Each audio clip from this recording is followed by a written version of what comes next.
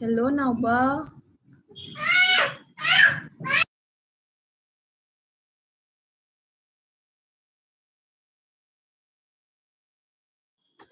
Nauba laibo.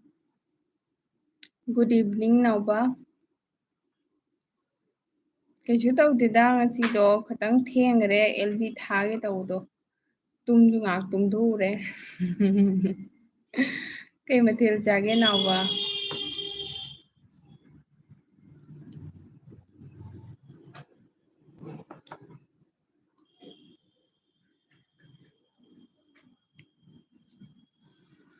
Nauba jumdedi suti thoidro.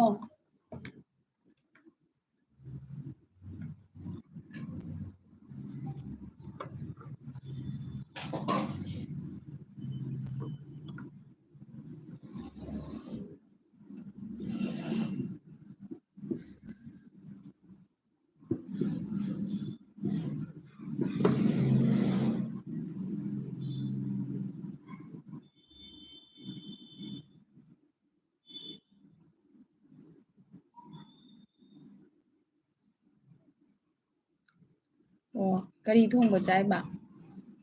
Moi nungsa sagaladi mayangedi dum kari thong laidrom. Hainabro kari thongba. Next month thokani hai. Oh.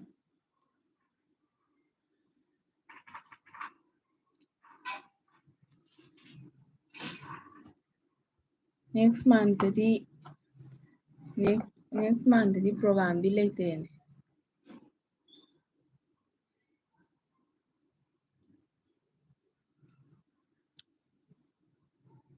Yausang loikre, sajibu loikre. Meitegi.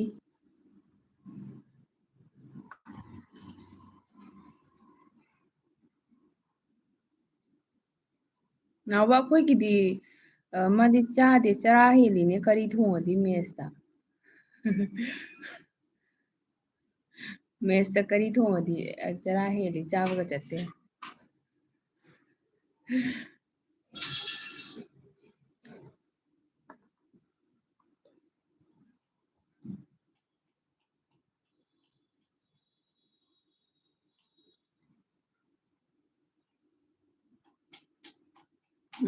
Hoi. Khangde aidi moi thongdo amta yumda thongge aduga pijage tawni kaigi syanthi ta thirino aina. Kaino tawsibo.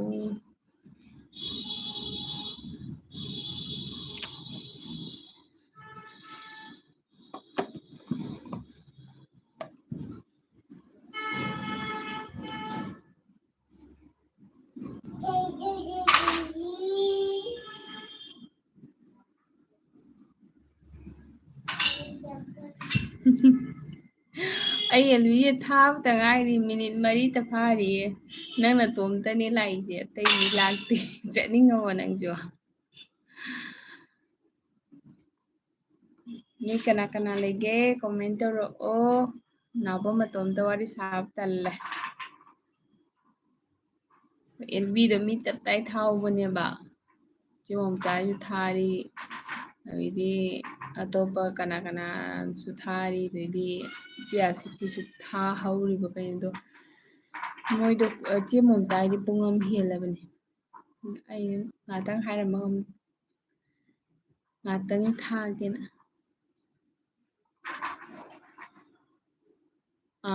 Hoi. Nangna tawam lai. Ashok Kumar. Hello Ashok Kumar. Ay Meitei ne. Meitei ronda singlonbiwo.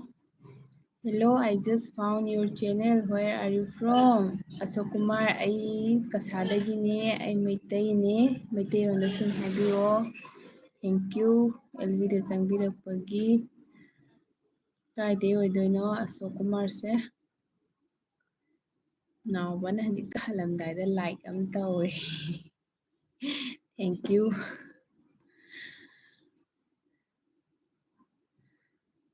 Matamdo di LB thabagi matamdo kaigadi mi kena tawdabneba. Ngarang thaba matamdo thage tawba aigidi time schedule se set up tawra thamba ngamdeba. Adunani Nauba adi mina su yamna pungbo oidrisi. ꯔꯣꯁꯀꯨꯃꯥꯔꯅ ꯃꯅꯤꯄꯨꯔꯗꯩꯅꯦ ꯊꯧꯕꯥꯜꯗꯩ ꯍꯥꯏ thank you ꯂꯥꯛꯄꯤꯕꯒꯤ ꯑꯩꯗꯤ ꯀꯁꯥꯔꯗꯒꯤꯅꯦ ꯀꯔꯤ ꯌꯦꯟꯖꯥꯡ ꯆꯥꯈꯤꯒꯦ ꯉꯁꯤꯗꯤ ꯀꯩꯅꯣꯗ ꯕꯥꯔꯣꯗ ꯃꯅꯤꯄꯨꯔꯗꯗꯤ ꯕꯥꯔꯣꯒꯤ ꯆꯥꯛꯁꯦ ꯀꯩ ꯍꯥꯏꯅ ꯍꯥꯏꯅꯒꯦ ꯅꯨꯡꯊꯤꯟꯒꯤ ꯆꯥꯛ ꯍꯥꯏꯕ ꯑꯩꯈꯣꯏ ꯑꯗꯨꯝ ꯕꯥꯔꯣꯒꯤ ꯆꯥꯛ ꯑꯗꯨꯝ ꯍꯥꯏ ꯑꯩꯈꯣꯏꯒꯤ ꯂꯟꯁꯁꯦ ꯅꯥꯎꯕꯅ ꯑꯣꯂꯥꯡꯕꯅ ꯁꯤꯗꯣꯔꯦꯕꯣ ꯍꯥꯏ ꯅꯥꯎꯕ ꯅꯪ ꯀꯥꯏ ꯂꯩꯅꯣ ꯁꯤꯗꯗꯤ ꯌꯥꯝ ꯑꯣꯂꯥꯡꯗ꯭ꯔꯤꯅꯦ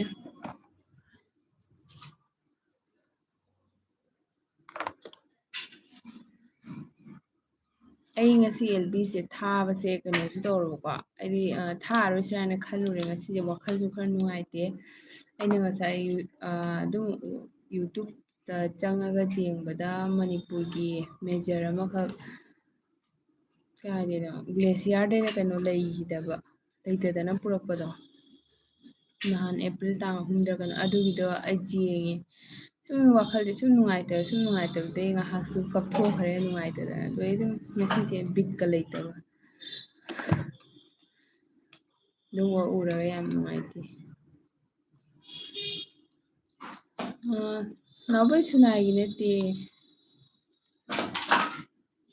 ꯅꯥꯎꯕ ꯀꯥꯏꯒꯤꯅꯣ ꯑꯩ ꯁꯨꯅꯥꯏꯒꯤ ꯅꯠꯇꯦ ꯑꯩ ꯂꯛꯈꯤꯄꯨꯔꯣꯡꯒꯤꯅꯤ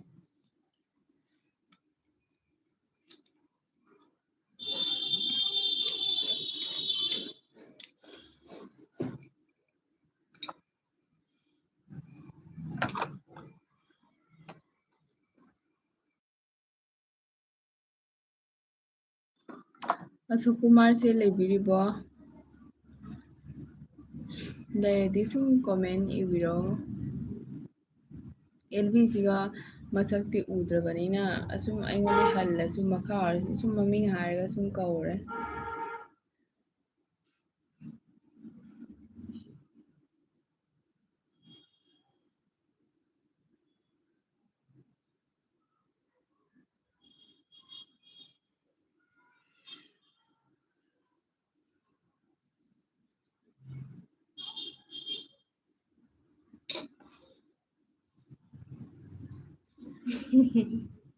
ꯑꯩ ꯈꯪꯉꯤ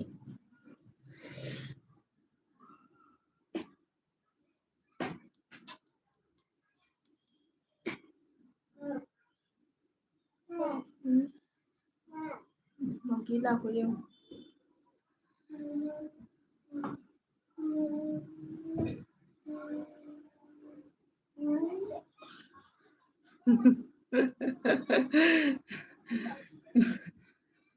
ꯇꯜꯂꯤꯗ ꯅꯥꯎꯕ ꯃꯁꯛꯀ ꯑꯣꯜꯂ ꯊꯥꯕ ꯑꯦꯜꯕꯤꯒ ꯊꯥꯅꯤꯡꯗꯦꯗ ꯕꯤꯠꯀ ꯂꯩꯇꯦ ꯈꯔ ꯃꯨꯠꯀ ꯐꯔꯛꯑꯀꯥꯟꯗ ꯊꯥꯔꯛꯀꯦ ꯕꯣꯔꯤꯡ ꯌꯥꯝ ꯆꯨꯏꯗ ꯂꯥꯏꯐꯁꯦ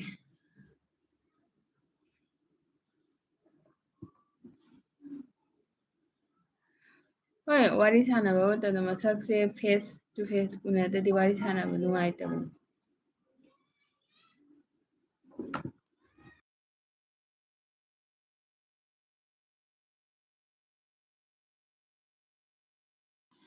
ꯅꯥꯎꯕꯁꯤ ꯀꯥꯏ ꯂꯩꯅꯣ ꯍꯥꯏꯒ ꯍꯥꯏꯗꯦ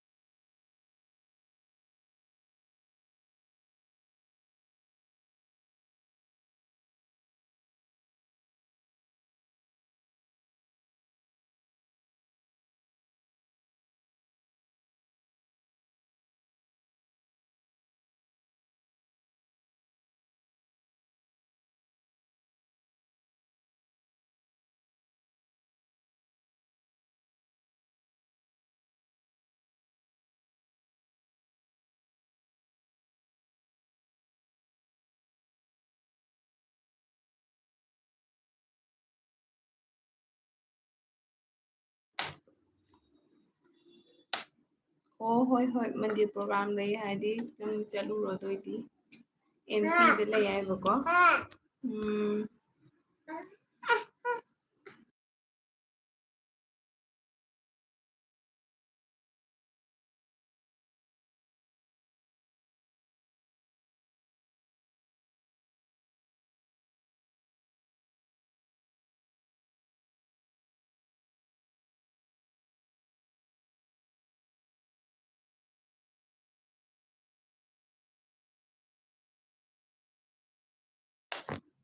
ꯔꯟꯕꯤꯔ ꯊꯧꯅꯥꯁꯦ ꯅꯥꯎꯕꯤ ꯅꯠꯇ꯭ꯔꯣ?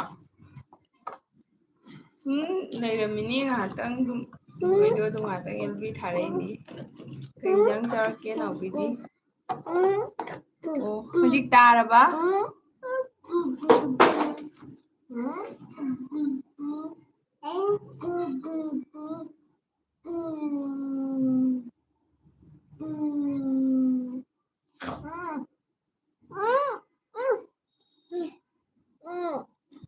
ꯗꯤꯗꯤ ꯇꯥꯔꯦ ꯍꯥꯏ꯫ ꯅꯥꯎꯕꯤ ꯀꯩ ꯏꯟꯖꯥꯡ ꯆꯥꯔꯛꯀꯦ?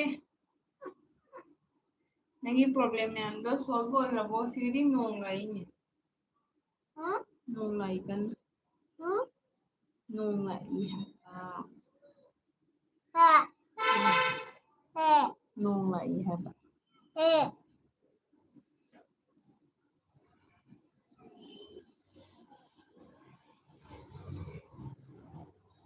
ꯅꯨꯃꯤꯠ ꯅꯤꯅꯤ ꯁꯨꯔꯦ ꯗ꯭ꯌꯨꯇꯤ ꯆꯠꯇꯕ ꯆꯦ ꯍꯥꯏ꯫ ꯀꯩꯒꯤ ꯆꯠꯇ꯭ꯔꯤꯅꯣ? ꯆꯠꯂꯨꯗ꯫ ꯗ꯭ꯌꯨꯇꯤ ꯆꯠꯇ꯭ꯔꯒ ꯀꯩ ꯍꯌꯦꯡ ꯀꯣꯟꯅ ꯐꯔꯛ ꯇꯥꯔꯛꯑꯣꯏꯗ꯭ꯔꯣ? ꯑꯣꯏꯗꯦ ꯍꯥꯏꯔꯣ?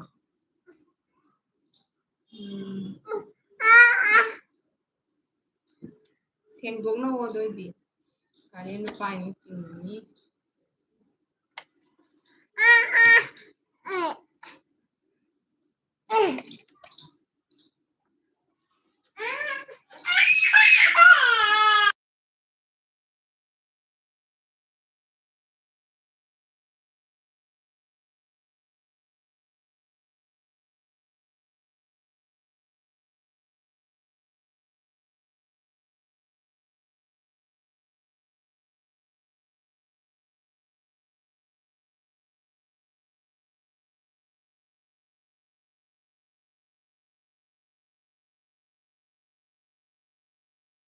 ꯑꯝꯇ ꯉꯥꯏꯈꯣꯀꯣ꯫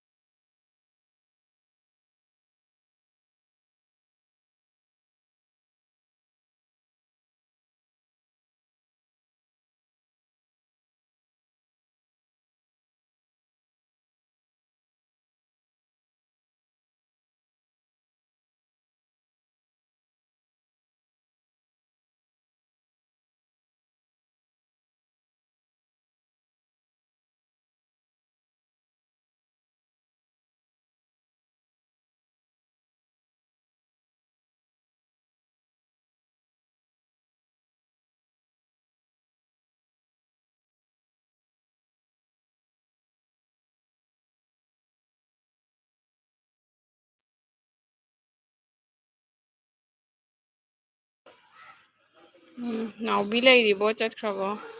ꯑꯣ ꯁꯤꯗ ꯅꯣꯡ ꯂꯥꯛꯏꯕꯀꯣ ꯅꯣꯡ ꯂꯥꯛꯄꯗꯣ ꯀꯩꯅꯣ ꯇꯧꯔꯛꯏꯕ ꯉꯥꯏꯍꯥꯛꯇꯪ ꯃꯄꯥꯟ ꯊꯣꯛꯏꯕ ꯃꯄꯥꯟꯗ ꯊꯣꯛꯂꯛꯏꯕ ꯅꯣꯡ ꯂꯥꯛꯏꯕ ꯅꯣꯡ ꯂꯥꯛꯏꯗꯨꯒꯤ ꯎꯆꯦꯛ ꯃꯌꯥꯝ ꯀꯣꯏꯄꯥꯏ ꯄꯥꯏ ꯂꯩꯔꯦ꯫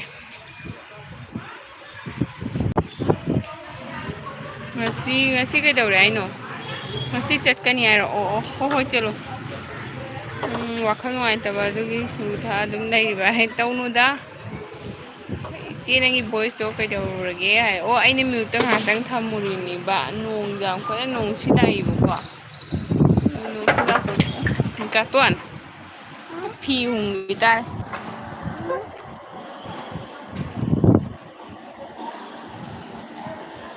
ꯂꯩꯌꯨꯗꯨꯒ ꯐꯤ ꯂꯣꯏꯅ ꯍꯨꯝꯕ ꯑꯣꯏꯇꯥꯔꯦ ꯍꯣꯏ ꯂꯩꯔꯨꯗꯨꯒ ꯍꯦꯟꯅ ꯀꯥꯈꯠꯀꯅꯨ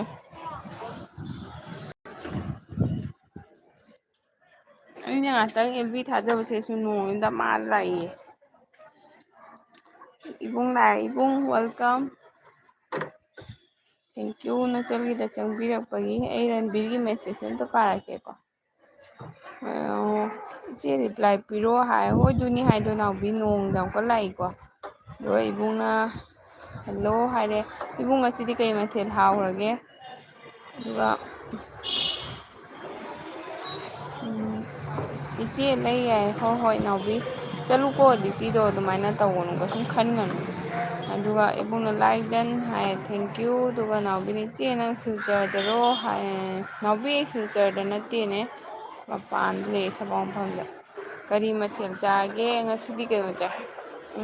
ꯃꯤꯛꯁ ꯗꯥꯜ ꯆꯥꯏ ꯆꯥꯇꯣꯟ ꯆꯪꯉꯁꯤ ꯂꯥꯛꯑꯣ ꯎꯐꯨꯟ ꯃꯌꯥꯝ ꯄꯥꯏꯔꯦ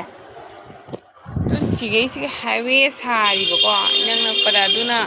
ꯎꯐꯨꯜ ꯃꯌꯥꯝꯗꯣ ꯑꯗꯨꯝ ꯀꯩꯅꯣ ꯇꯧꯔꯒ ꯄꯥꯏꯔꯛꯏꯕꯀꯣ ꯑꯩ ꯆꯦꯟꯈꯠꯂꯛꯀꯦ ꯌꯦꯡꯉꯣ ꯑꯗꯨꯝ ꯁꯤꯠꯂꯒ ꯄꯥꯏꯔꯛꯄꯅꯦꯕꯀꯣ ꯆꯪꯉꯁꯤ ꯂꯥꯛꯑꯣ ꯆꯥꯇꯣꯟ ꯄꯨꯡꯃꯝ ꯃꯝꯃꯤꯁꯦ ꯎꯕ꯭ꯔꯥ ꯍꯣꯏ ꯑꯉꯥꯡꯁꯨ ꯈꯣꯏꯁꯨ ꯄꯥꯏ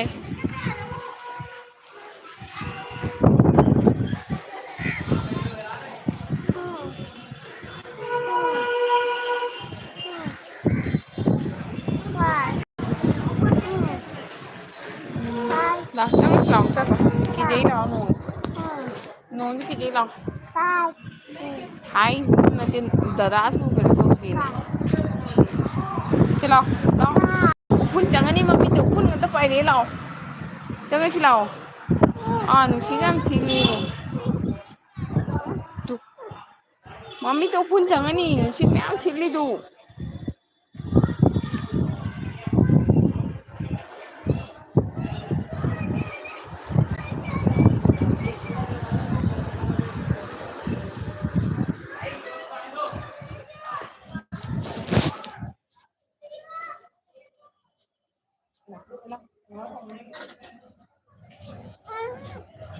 ꯑꯗꯨꯗꯤ ꯂꯦꯞꯀꯅꯨ ꯁꯤꯗꯒꯤꯗꯤ ꯌꯦꯡꯉꯨ ꯁꯤꯗꯒꯤꯗꯤ ꯑꯗꯨꯝ ꯌꯦꯡꯉꯨ ꯁꯤꯗꯒꯤꯗꯤ ꯌꯦꯡꯉꯨ ꯅꯨꯡꯁꯤꯠ ꯌꯥꯝ ꯁꯤꯠꯂꯤ ꯅꯨꯡꯁꯤꯠ ꯌꯥꯝ ꯁꯤꯠꯂꯦꯕ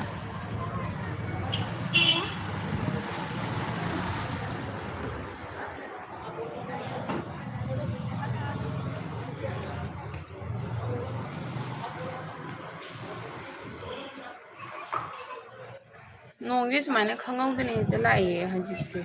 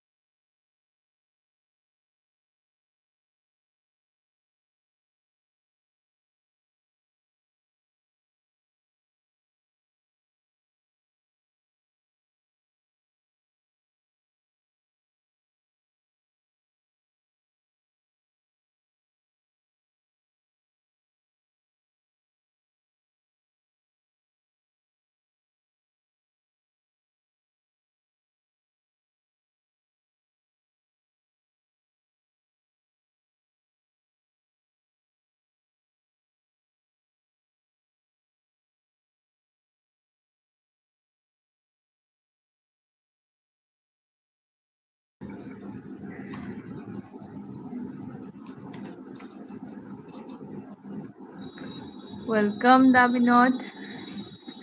साइलेंटली नत्तेबको नोंसी याम कन सिटलेबा अदु उपाय लेतदना म्यूट थमजलेनी नोंदी चूद्रेबा नुंसित अकंबा कन्ना सिटलेबको अदुदुगी थैंक यू नाउबी लेरिबो नाउबी नुंसित साथीने कन्ना सिटली दुगिनी दुगा मनमोहन जलोत्रा फ्रेंड हेलो मनमोहन जी वेलकम आप कहाँ से हो थैंक यू सो मच मेरे एलपी पे आने के लिए लाइक करना आता है लाइक कर दीजिए ओइ शिकायत का तू लाइक सिंधु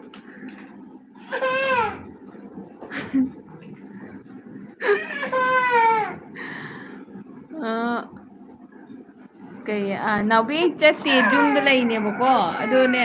रूम जे मथक्तनी हाइदि मोसे मिजिहेन गसे खिड़की गसे कनोम तौरेबको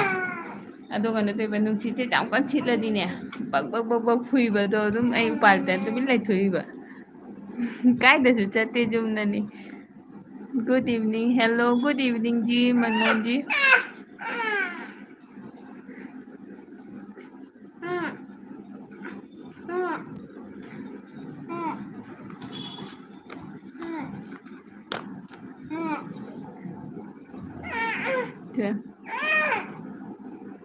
करीनो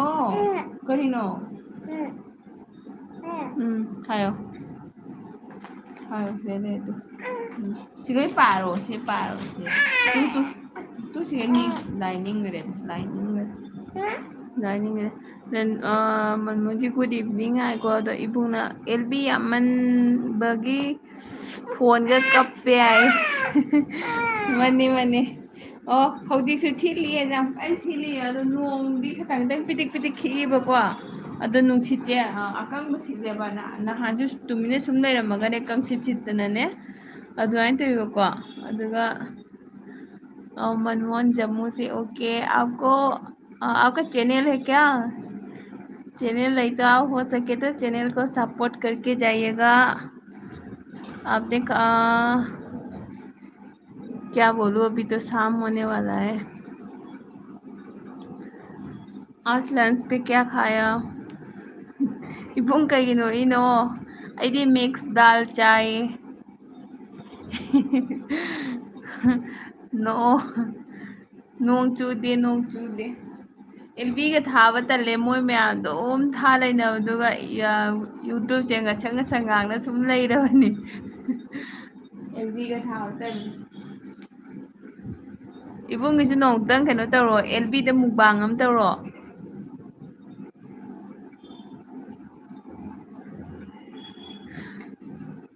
चिउ सा लामे दोइदी कयाबा बिजियासु लामे अदो कनो तौबा यादबको नुंसितना थोंगदो ngakpa ngamdaba दोइदी इबुंग Sushmita इचलगी ngahaktang oirasu yauge laklini adunidana thank you ꯑꯩꯁꯨ ꯊꯥꯔꯣꯏꯒꯦ ꯇꯧꯕꯅꯦ ꯉꯔꯥꯡꯒꯤ ꯃꯇꯝꯗꯨꯒꯁꯨ ꯊꯥꯕ ꯉꯝꯍꯧꯗ꯭ꯔꯦ ꯑꯗꯩꯗꯤ ꯊꯥꯔꯣꯏꯒꯦ ꯇꯧꯗꯣꯏꯅꯤꯅ ꯃꯌꯥꯝꯁꯨ ꯄꯪꯊꯥ ꯊꯥꯅꯩꯗ ꯑꯩꯁꯨ ꯉꯝꯍꯧꯗ ꯑꯣꯏꯅ ꯑꯩꯗꯤ ꯀꯩꯅꯣ ꯇꯧꯕ ꯌꯥꯝ ꯀꯤꯖꯩꯌꯦ ꯅꯣꯡ ꯅꯨꯡꯁꯤꯠ ꯁꯤꯠꯄꯗꯤ ꯑꯗꯨꯝ ꯏꯀꯤ ꯀꯤꯗꯦꯀꯣ ꯅꯣꯡ ꯈꯥꯛꯄ ꯌꯥꯝ ꯀꯤꯖꯩꯌꯦ ꯑꯩꯗꯤ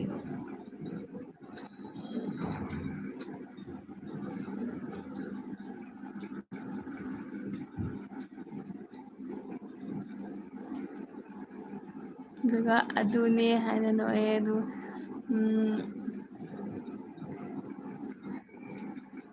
ꯗꯥꯀꯨꯅ ꯇꯜꯂꯦ ꯑꯩꯅ ꯇꯧꯔꯗꯤ ꯃꯤꯅ ꯅꯣꯛꯅꯗꯩ ꯌꯥꯝꯂꯦ ꯌꯥꯝꯂꯩ ꯇꯜꯂꯦ ꯑꯁ ꯏꯕꯨꯡ ꯃꯋꯥ ꯂꯧꯔꯨꯅꯨ ꯅꯣꯛꯅꯕꯗꯤ ꯀꯩꯅꯣ ꯅꯆꯜꯒꯤ ꯑꯦꯜꯕꯤꯗꯤ ꯐꯣꯂꯥ ꯇꯥꯔꯦ ꯑꯉꯥꯡꯅꯕꯨ ꯀꯞꯁꯟꯕꯅꯦ ꯀꯔꯤꯕꯨ ꯇꯧꯕꯅꯦ ꯑꯗꯨꯝ ꯊꯥꯖꯤꯜꯂꯣ ꯃꯌꯥꯝ ꯃꯔꯛꯇ ꯁꯨꯝ ꯆꯠꯁꯜꯂ ꯂꯣꯏꯔꯦ ꯀꯩꯁꯨ ꯅꯠꯇꯦ ꯑꯗꯨꯒ ꯔꯟꯕꯤꯔꯅ ꯏꯆꯦ ꯅꯪ ꯀꯔꯤ ꯍꯥꯏꯅꯣ ꯍꯥꯏꯌꯦ ꯅꯥꯎꯕꯤ ꯑꯩ ꯀꯥꯏꯗ ꯆꯠꯇꯦ ꯔꯨꯝꯗ ꯂꯩ ꯍꯥꯏꯕ ꯅꯣꯡꯗꯣ ꯆꯨꯗꯦ ꯅꯨꯡꯁꯤꯠ ꯁꯤꯠꯂꯤ ꯍꯥꯏꯕ ꯅꯣꯡꯗꯤ ꯆꯨꯗꯦꯕꯀꯣ ꯑꯗꯣ ꯅꯨꯡꯁꯤꯠ ꯁꯤꯠꯂꯤ ꯍꯥꯏꯕ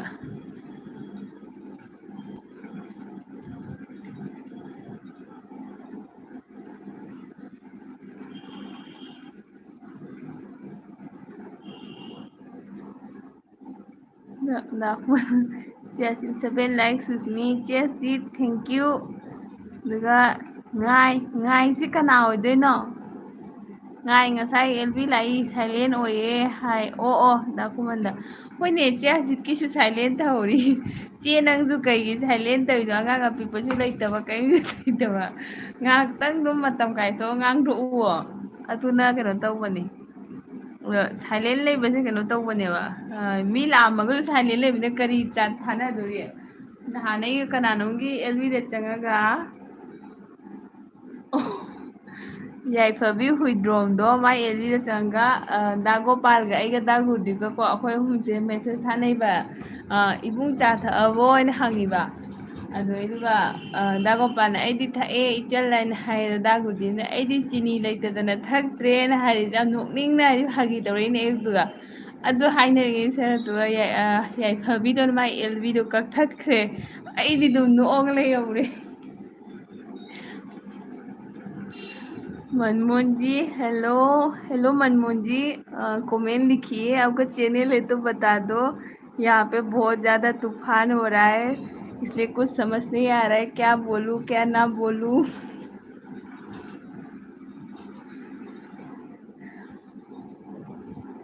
अंजलि राय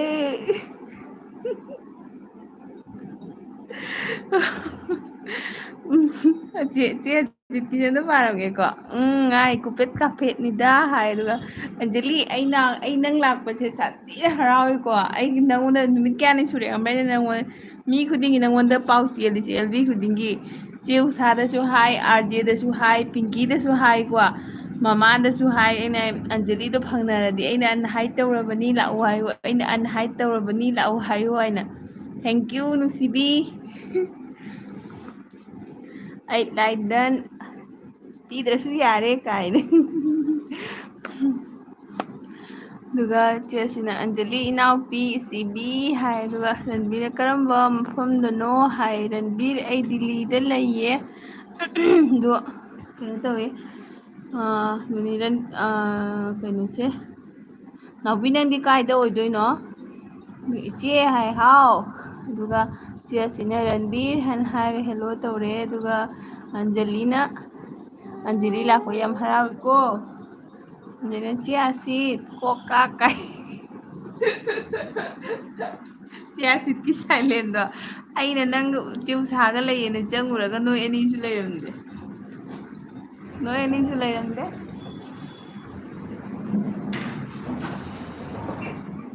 ꯆꯠꯇꯣꯏ ꯈꯤꯇꯪ ꯉꯥꯏꯈꯣꯀꯣ ꯃꯌꯥꯝ ꯅꯨꯡꯁꯤꯠꯁꯦ ꯌꯥꯝ ꯀꯟꯅ ꯁꯤꯠꯂꯤꯀꯣ ꯑꯩꯈꯣꯏ ꯇꯨꯝꯕ ꯐꯨꯠꯈꯤꯕ꯭ꯔꯥ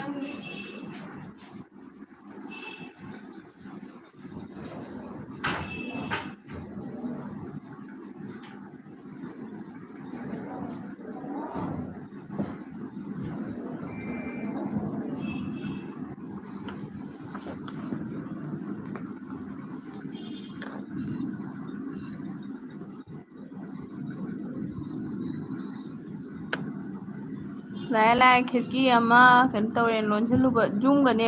ꯄꯥꯏꯒꯗ ꯃꯥꯜꯂꯤꯕꯣ ꯑꯟꯖꯂꯤꯅ ꯈꯨꯃꯟ ꯍꯥꯏꯔꯒ ꯍꯥꯏ ꯇꯧꯔꯛꯑꯦ ꯑꯗꯨꯒ ꯑꯟꯖꯂꯤꯅ ꯍꯥꯏꯔꯛꯑꯦ ꯑꯥꯔꯖꯦꯅꯁꯨ ꯆꯥꯏ ꯑꯣ ꯊꯦꯡꯀ꯭ꯌꯨ ꯃꯣꯏ ꯃꯌꯥꯝꯅꯁꯨ ꯍꯥꯏꯕꯤꯕꯒꯤ ꯑꯗꯣ ꯑꯩꯅ ꯅꯍꯥꯟꯗꯒꯤꯅꯦ ꯆꯪꯉ ꯊꯣꯛꯑ ꯍꯩꯇ ꯆꯪꯉ ꯊꯣꯛꯑ ꯍꯩꯇ ꯆꯪꯉ ꯊꯣꯛꯑ ꯍꯩꯇ ꯍꯧꯖꯤꯛꯀꯤ ꯃꯐꯝꯗꯣꯀꯣ ꯑꯗꯨ ꯅꯍꯥꯟꯗꯤ ꯑꯩꯅ ꯐꯖꯅ ꯆꯪꯉꯒ ꯌꯦꯡꯉꯒ ꯁꯦꯝꯃꯦ ꯑꯗꯨꯗꯩꯗꯤ ꯑꯗꯨꯃꯥꯏꯅ ꯇꯧꯔꯦ ꯑꯗꯨꯒ ꯆꯦ ꯑꯁꯤꯗ ꯅꯣꯛꯈ꯭ꯔꯦ ꯆꯦ ꯑꯁꯤꯠ ꯅꯪꯗꯤ ꯁꯥꯏꯂꯦꯟ ꯊꯥꯅꯨꯍꯦ ꯁꯥꯏꯂꯦꯟ ꯊꯥꯒꯦ ꯍꯥꯏꯔꯒ ꯅꯨꯡꯗꯥꯡꯗ ꯊꯥꯎ ꯆꯦ ꯑꯗꯨꯒ ꯀꯩꯅꯣ ꯇꯧ ꯑꯟꯖꯂꯤꯅ ꯑꯩ ꯉꯁꯥꯏꯗꯒꯤ ꯅꯪꯒꯤ ꯊꯥꯕ꯭ꯔꯅ ꯆꯦꯛ ꯇꯧꯔꯤꯅꯦ ꯑꯗꯨꯒ ꯆꯦ ꯃꯃꯥꯁꯀꯤꯗ ꯉꯥꯏꯍꯥꯛꯇꯪ ꯌꯥꯎꯔꯝꯕꯅꯤ ꯂꯣꯏꯔꯦ ꯃꯥꯒꯤꯁꯨ ꯊꯣꯛꯂꯛꯄꯗ ꯅꯪꯒꯤ ꯊꯦꯡꯅꯔꯦ ꯍꯥꯏꯑꯣ ꯑꯗꯨꯒ ꯑꯟꯖꯂꯤꯅ ꯑꯉꯥꯡ ꯀꯩꯗꯧꯔꯤꯅꯣ ꯍꯥꯏ ꯑꯉꯥꯡ ꯀꯩꯗꯧꯔꯤꯅꯣ ꯍꯥꯏꯗꯤ ꯑꯩꯒꯤꯔꯣ ꯑꯟꯖꯂꯤ ꯑꯩꯒꯤ ꯇꯨꯝꯈ꯭ꯔꯦ ꯈꯨꯅꯤꯡꯉꯥꯏ ꯇꯧꯔꯝꯃꯤꯕ ꯑꯗꯨꯒ ꯍꯩꯅꯧ ꯃꯄꯥꯅ 9 ꯂꯥꯏꯛ ꯁꯤꯗꯒꯤ ꯂꯥꯛꯏ ꯐꯣꯟꯒ ꯃꯩ ꯌꯥꯎꯗ꯭ꯔꯦ ꯑꯣꯀꯦ ꯀꯩꯁꯨ ꯀꯥꯏꯗꯦ ꯗꯦꯅꯤ ꯃꯥꯟꯕꯁꯤꯒꯤ ꯌꯥꯎꯊꯣꯛꯄꯗꯅ ꯍꯦꯟꯅ ꯐꯔꯦ ꯑꯟꯖꯂꯤ ꯗꯥꯒꯣꯄꯥꯜꯒꯤ ꯁꯤꯒꯤ ꯗꯥꯒꯣꯄꯥꯜ ꯁꯣꯔꯤ ꯗꯥ ꯕꯤꯅꯣꯠꯀꯤ ꯁꯤꯒꯤ ꯗꯤꯄꯤꯁꯤꯗꯤ ꯑꯃꯨꯛ ꯄꯨꯔꯥ ꯗꯦꯅꯤ ꯃꯥꯟꯕꯅꯤ ꯂꯧꯊꯣꯛꯀꯅꯨꯀꯣ ꯗꯥ ꯕꯤꯅꯣꯠ ꯅꯣꯛꯅꯩ ꯅꯠꯇꯦꯀꯣ ꯑꯗꯨꯒ ꯆꯦꯁꯤꯅ ꯑꯟꯖꯂꯤ ꯆꯦꯒꯤ ꯀꯣꯛ ꯀꯥꯛꯇꯕ꯭ꯔꯣ? ꯑꯗꯨꯅ ꯑꯩ ꯑꯗꯨꯝ ꯄꯥꯏꯊꯣꯔꯛꯑꯦ ꯁꯨꯁ ꯑꯩ ꯍꯣꯏ ꯂꯩꯔꯝꯗꯦꯕ ꯅꯪ ꯂꯩꯔꯝꯃꯦ ꯑꯗꯨꯒ ꯀꯩꯅꯣ ꯀꯩ ꯍꯥꯏꯕ ꯆꯦ ꯎꯁꯥ ꯑꯃꯨꯛ ꯂꯩꯔꯝꯃꯤ ꯆꯦ ꯎꯁꯥ ꯑꯩꯒꯤꯗꯁꯨ ꯂꯥꯛꯑꯝꯃꯕꯅꯤ ꯑꯩꯅ ꯅꯨꯡꯁꯤꯠ ꯁꯤꯠꯄꯒꯤ ꯀꯩꯅꯣ ꯇꯧꯔꯤꯉꯩꯗ ꯏꯕꯨꯡ ꯈꯦꯂꯦꯟꯒ ꯆꯦꯟꯈ꯭ꯔꯦ ꯑꯗꯨꯒ ꯏꯆꯦ ꯅꯪ ꯀꯣꯃꯦꯗꯤ ꯌꯥꯝꯅ ꯍꯩꯌꯦ ꯀꯥꯏ ꯔꯟꯖꯤꯠ ꯍꯩꯇꯕꯅꯦ ꯑꯗꯣ ꯑꯩꯅꯦꯀꯣ ꯅꯣꯛꯇꯤ ꯌꯥꯝ ꯅꯣꯛꯀꯜꯂꯦꯕꯀꯣ ꯑꯗꯣ ꯅꯣꯛꯀꯗꯅꯤ ꯄꯨꯟꯁꯤꯁꯦ ꯅꯣꯛꯄ ꯀꯥꯎꯗꯣꯔꯦ ꯅꯠꯇ꯭ꯔꯗꯤ ꯈꯔ ꯈꯔ ꯅꯣꯛꯊꯣꯛꯀꯗꯕꯅꯤ ꯀꯩꯗꯧꯗꯣꯔꯤꯀꯣ ꯁꯤꯔꯒ ꯂꯣꯏꯔꯕ ꯄꯨꯟꯁꯤꯅꯤ ꯑꯗꯨꯒ ꯑꯟꯖꯂꯤꯅ ꯍꯩꯅꯧ ꯍꯥꯏ ꯑꯗꯨꯒ ꯍꯩꯅꯧ ꯃꯄꯥꯅ ꯑꯟꯖꯂꯤ ꯍꯥꯏ ꯑꯗꯨꯒ ꯍꯩꯅꯧ ꯃꯄꯥꯅ ꯉꯥꯏ ꯍꯥꯏ ꯑꯗꯨꯒ ꯆꯦꯁꯤꯅ ꯍꯩꯅꯧ ꯍꯥꯏ ꯑꯗꯨꯒ ꯗꯥꯕꯤꯅꯣꯠꯀꯤ ꯍꯩꯅꯧ ꯃꯄꯥꯟꯒ ꯑꯗꯨꯝ ꯆꯥꯟꯅꯅ ꯊꯣꯟꯒ꯭ꯔꯖꯥꯠꯅꯤ ꯅꯣꯡꯁꯤꯠꯀ ꯀꯟꯕꯁꯤꯒ ꯆꯦꯁꯤꯅ ꯑꯩ ꯉꯥꯏꯁꯦ ꯁꯛꯂꯣꯟ ꯌꯥꯝꯕꯅꯦ ꯍꯥꯏ ꯌꯥꯝꯕꯅꯤ ꯌꯥꯝꯃꯁꯨ ꯐꯖꯕꯅꯤ ꯑꯗꯨꯒ ꯑꯟꯖꯂꯤꯅ ꯀꯃꯥꯏꯅ ꯁꯦꯝꯃꯤꯅꯣ ꯁꯨꯁ ꯑꯣ ꯑꯟꯖꯂꯤ ꯀ꯭ꯔꯣꯝꯗ ꯆꯪꯉꯤꯕ ꯀꯩ ꯍꯥꯏꯕ ꯀ꯭ꯔꯣꯝꯗ ꯆꯪꯉꯦꯅ ꯀ꯭ꯔꯣꯝꯗ ꯆꯪꯉꯒ ꯋꯥꯏ ꯇꯤ ꯏꯁꯇꯨꯗꯤꯑꯣꯗ ꯂꯣꯒꯏꯟ ꯇꯧꯔꯦ ꯂꯣꯒꯏꯟ ꯂꯩꯕꯗꯣ ꯂꯣꯒꯏꯟ ꯇꯧꯔꯒ ꯅꯪꯒꯤ ꯑꯦꯀꯥꯎꯟꯗ ꯀ꯭ꯂꯤꯛ ꯇꯧꯔꯦ ꯀ꯭ꯂꯤꯛ ꯇꯧꯔꯒ ꯆꯪꯉꯒ ꯀꯝꯃ꯭ꯌꯨꯅꯤꯇꯤ ꯑꯅ ꯂꯩꯕꯗꯨꯒ ꯆꯪꯉꯒꯅꯦ ꯍꯥꯏꯠ ꯇꯧꯈꯤꯕꯁꯤꯡꯗꯣ ꯂꯩꯕ ꯑꯗꯨꯏꯗꯣ ꯀꯦ ꯁꯤꯡꯍꯁꯦ ꯀꯩꯒꯤꯅꯣ ꯃꯥꯅ ꯃꯦꯁꯦꯖ ꯀꯛꯈꯤꯁꯦ ꯁꯤꯡꯍ ꯂꯝꯕꯤ ꯆꯥꯎꯅ ꯋꯦꯜꯀꯝ ꯇꯧꯏ ꯅꯪ ꯉꯁꯥꯏ ꯁꯞ ꯇꯧꯕꯤꯕꯁꯨ ꯌꯥꯗꯕ ꯃꯦꯁꯦꯖ ꯃꯨꯛꯀ ꯇꯠꯈ꯭ꯔꯦ ꯀꯩꯒꯤꯅꯣ ꯑꯗꯨꯒ ꯁꯤꯡꯍ चलबो सुरेंद्र कुमार हाय हाय हेलो सुरेंद्र जी नमस्ते आप कहाँ से बोल रहे हो थैंक यू सो मच आपको मेरे एलबी पे आने के लिए एक लाइक कर दीजिए हो सके तो ꯑꯗꯨꯒ ꯍꯩꯅꯧ ꯃꯄꯥꯟꯅ ꯉꯥꯏ ꯑꯩꯒꯤ ꯐꯣꯟ ꯃꯩ ꯌꯥꯎꯗ꯭ꯔꯦ ꯍꯩꯅꯧꯒꯤ ꯐꯣꯟ ꯋꯥꯏꯔꯤꯕ ꯍꯥꯏ ꯑꯗꯨꯒ ꯀꯩꯅꯣꯅ ꯆꯦꯁꯤꯅ ꯁꯥꯏꯂꯦꯟ ꯅꯠꯇꯦ ꯋꯥ ꯉꯥꯡꯗꯕꯩ ꯋꯥꯠꯇꯗꯤ ꯀꯣꯀꯥꯛ ꯀꯣꯀꯥꯛ ꯇꯥꯍꯜꯂꯤꯕ ꯑꯟꯖꯂꯤꯅ ꯍꯣꯏꯅꯦ ꯆꯦ ꯁꯤ ꯇꯥꯏ ꯑꯗꯨꯒ ꯃꯃꯥ ꯂꯥꯛꯑꯦ ꯃꯃꯥꯁ ꯋꯦꯜꯀꯝ ꯃꯃꯥꯁ ꯑꯗꯨꯒ ꯃꯃꯥ ꯉꯁꯤ ꯀꯩ ꯃꯊꯦꯜ ꯆꯥꯔꯛꯀꯦ ꯁꯨ ꯁꯥꯏꯒ ꯂꯞ ꯂꯞ ꯇꯧꯔꯦ ꯑꯩ ꯀꯅꯥꯝꯒꯤ ꯀꯩ ꯍꯤꯟꯖꯥꯡ ꯆꯥꯔꯛꯀꯦꯒ ꯍꯪꯗꯦꯕꯣ ꯃꯃꯥ ꯅꯣꯡ ꯇꯥꯕ꯭ꯔꯣ ꯑꯗꯨꯒꯗꯤ ꯑꯗꯨꯒ ꯑꯟꯖꯂꯤ ꯅꯣꯏꯗꯨꯒꯗꯤ ꯅꯣꯡ ꯇꯥ ꯃꯥꯜꯂꯦꯅꯦ ꯇꯥꯕ꯭ꯔꯥ ꯀꯩꯅꯣ ꯇꯧꯕꯗꯣ ꯗꯨꯕꯩꯗ ꯅꯣꯡ ꯇꯥꯔꯅꯤ ꯄꯥꯡꯉ ꯉꯥꯒ ꯐꯥꯕꯗꯣ ꯔꯤꯜꯗ ꯍꯦꯛ ꯊꯣꯛꯑꯒ ꯂꯩ ꯑꯗꯨꯒ ꯑꯟꯖꯂꯤꯅ ꯐꯖꯩꯌꯦ ꯑꯁꯦꯡꯕꯅꯤ ꯕꯤꯅꯣꯠ ꯑꯁꯦꯡꯕꯒꯟꯗꯤ ꯑꯩꯅ ꯍꯥꯏꯁꯤꯅꯤ ꯗꯦꯅꯤ ꯃꯥꯜꯂꯨꯏ ꯍꯥꯏꯁꯤꯅꯤ ꯑꯗꯨꯒ ꯃꯃꯥꯅ ꯂꯥꯏꯛ ꯗꯟ ꯍꯥꯏꯌꯦ ꯊꯦꯡꯛ ꯌꯨ ꯁꯣ ꯃꯆ ꯃꯃꯥ ꯂꯨꯆꯦꯁꯤꯅ ꯏꯇꯥ ꯍꯥꯏꯌꯦ ꯑꯟꯖꯂꯤꯅ ꯀꯩꯅꯣꯅꯦꯍꯦ ꯆꯦ ꯃꯃꯥꯁ ꯍꯥꯏꯌꯦ ꯂꯥꯛꯏ ꯑꯩꯅ ꯃꯃꯥ ꯁꯟꯗꯥꯒꯤ ꯊꯕꯛ ꯂꯣꯏꯔꯕꯣ ꯑꯗꯨꯒ ꯍꯩꯅꯧ ꯃꯄꯥꯟꯅ ꯃꯃꯥ ꯑꯦꯜꯕꯤ ꯅꯪꯍꯧꯗ꯭ꯔꯦ ꯍꯥꯏꯌꯦ ꯑꯗꯨꯒ ꯃꯃꯥꯅ ꯏꯇꯥ ꯍꯥꯏ ꯑꯗꯨꯒ ꯍꯩꯅꯧ ꯃꯄꯥꯟꯅ ꯁꯥꯡꯅ ꯌꯥꯎꯕꯒꯤ ꯍꯥꯏꯑꯣ ꯁꯥꯡꯅ ꯌꯥꯎꯕꯀꯣ ꯑꯗꯨꯒ ꯑꯟꯖꯂꯤꯅ ꯃꯅꯤ ꯇꯝꯕ ꯉꯝꯕ ꯑꯝꯇ ꯅꯠꯇꯦ ꯆꯨꯝꯃꯤ ꯍꯥꯏ ꯍꯣꯏ ꯑꯗꯨꯅꯤꯀꯣ ꯅꯨꯡꯉꯥꯏꯅ ꯂꯩꯊꯣꯛꯀꯗꯅꯤ ꯑꯟꯖꯂꯤ ꯑꯩꯗꯤ ꯉꯁꯤꯅꯦ ꯏꯃꯣꯁꯅꯦꯜꯁꯨ ꯌꯥꯝ ꯑꯣꯏꯔꯨꯔꯦꯅꯦ ꯀꯩꯅꯣꯗꯣ ꯅꯣꯏꯒꯤ ꯑꯃꯈꯛ ꯃꯅꯤꯄꯨꯔꯤ ꯑꯃꯈꯛ ꯑꯩꯅ ꯉꯁꯤ ꯊꯦꯡꯅꯔꯤꯕ ꯃꯦꯖꯔ ꯑꯃꯈꯛ ꯂꯩꯇꯕꯗꯣ ꯀꯩꯅꯣꯗ ꯁꯤꯌꯥꯆꯤꯟꯗ ꯒ꯭ꯂꯦꯁꯤꯌꯥꯔꯗ ꯀꯃꯥꯏꯅ ꯇꯧ ꯂꯩꯇꯕꯅꯣ ꯑꯗꯨꯗꯤ ꯏꯗꯦ ꯑꯗꯣ ꯑꯗꯨꯗꯩꯗꯤ ꯁꯥꯊꯤꯅ ꯅꯨꯡꯉꯥꯏꯇꯦꯕꯣ ꯂꯩꯇꯗꯅ ꯄꯨꯔꯛꯄꯗꯣ ꯑꯗꯨꯒ ꯗꯣꯅꯤ ꯃꯤꯑꯣꯏꯕ ꯍꯥꯏꯁꯦ ꯇꯝꯕ ꯉꯝꯕ꯭ꯔꯥ ꯌꯦꯡꯉꯨ ꯑꯗꯣ ꯔꯟꯕꯤꯅ ꯏꯆꯦ ꯑꯩ ꯂꯩꯌꯦ ꯍꯥꯏ ꯔꯟꯕꯤ ꯅꯪ ꯆꯥꯛ ꯆꯥꯔꯕꯣ ꯑꯗꯨꯒ ꯆꯠꯇꯦ ꯍꯣꯏ ꯍꯣꯏ ꯅꯪ ꯆꯥꯛꯀ ꯆꯥꯊꯣꯛꯑꯣ ꯌꯥꯝꯅ ꯋꯥꯈꯜꯒ ꯈꯟꯒꯅꯨ ꯑꯗꯨꯒ ꯃꯃꯥꯅ ꯍꯩꯅꯧ ꯃꯄꯥꯜ ꯑꯦꯜꯕꯤ ꯇꯣꯡꯉꯨꯔꯦ ꯑꯦꯜꯕꯤ ꯂꯥꯏ ꯇꯣꯡꯉꯨꯔꯦ ꯑꯦꯜꯕꯤ ꯂꯥꯏ ꯇꯣꯡꯉꯨꯔꯦ ꯑꯗꯨꯒ ꯃꯃꯥ ꯍꯥꯏꯔ ꯅꯣꯛꯈꯔꯦ ꯆꯦ ꯑꯁꯤꯅ ꯑꯩꯁꯦ ꯀꯣꯃꯦꯟ ꯄꯥꯕ ꯌꯥꯝ ꯉꯝꯗꯦ ꯑꯗꯨꯅ ꯋꯥ ꯉꯥꯡꯗꯕꯤ ꯊꯥꯕꯅꯤ ꯍꯥꯏ ꯆꯦ ꯑꯁꯤꯗ ꯑꯩꯁꯨ ꯇꯧꯏꯅꯦ ꯑꯩꯗꯤ ꯄꯨꯡ ꯑꯃꯐꯥꯎꯗꯤ ꯑꯗꯨꯝ ꯄꯥꯔꯝꯒꯅꯦꯕꯀꯣ ꯅꯣꯔꯃꯦꯜꯗ ꯑꯗꯨꯒ 1.5 ꯑꯋꯥꯔꯒ ꯁꯨꯔꯗꯤꯅꯦ ꯑꯦꯅꯔꯖꯤꯁꯦ ꯈꯔ ꯂꯣꯏꯔꯦ ꯄꯨꯡ 2ꯒ ꯐꯥꯔꯗꯤ ꯋꯥꯒ ꯉꯥꯡꯕ ꯉꯝꯗꯦꯕꯣ ꯑꯩ ꯉꯁꯥꯏꯒꯤ ꯂꯩꯔꯝꯕ ꯑꯦꯅꯔꯖꯤꯗꯣ ꯑꯗꯨꯝ ꯀꯟꯇꯤꯅ꯭ꯌꯨ ꯂꯩꯕ ꯑꯩ ꯉꯝꯗꯦꯕ ꯑꯗꯨꯒ ꯑꯟꯖꯂꯤꯅ ꯆꯥꯛꯇꯤ ꯊꯣꯡꯗ꯭ꯔꯤꯕꯣ ꯁꯨ ꯍꯟꯗꯥ ꯇꯥꯗ꯭ꯔꯤꯗ ꯑꯟꯖꯂꯤ ꯉꯁꯥꯏꯒꯤ ꯆꯥꯕ ꯂꯣꯏꯗ꯭ꯔꯤ ꯑꯗꯨꯒ ꯃꯃꯥꯅ ꯍꯩꯅꯧ ꯀꯞꯀꯅꯨ ꯍꯥꯏ ꯑꯟꯖꯂꯤꯗꯨꯒ ꯄꯨꯡ ꯀꯌꯥꯗ ꯁꯟꯗꯥ ꯇꯥꯏ ꯁꯤꯒꯩꯁꯤꯒ ꯄꯨꯡ 7:30 7:40 ꯑꯗꯨꯋꯥꯏꯗ ꯇꯥꯏ ꯅꯤꯄꯥꯟꯗ ꯄꯨꯡ ꯑꯃꯝꯃꯦ ꯑꯗꯨꯒ ꯃꯃꯥꯅ ꯇꯥꯗꯦ ꯁꯨ ꯍꯥꯏ ꯇꯥꯗ꯭ꯔꯕꯣ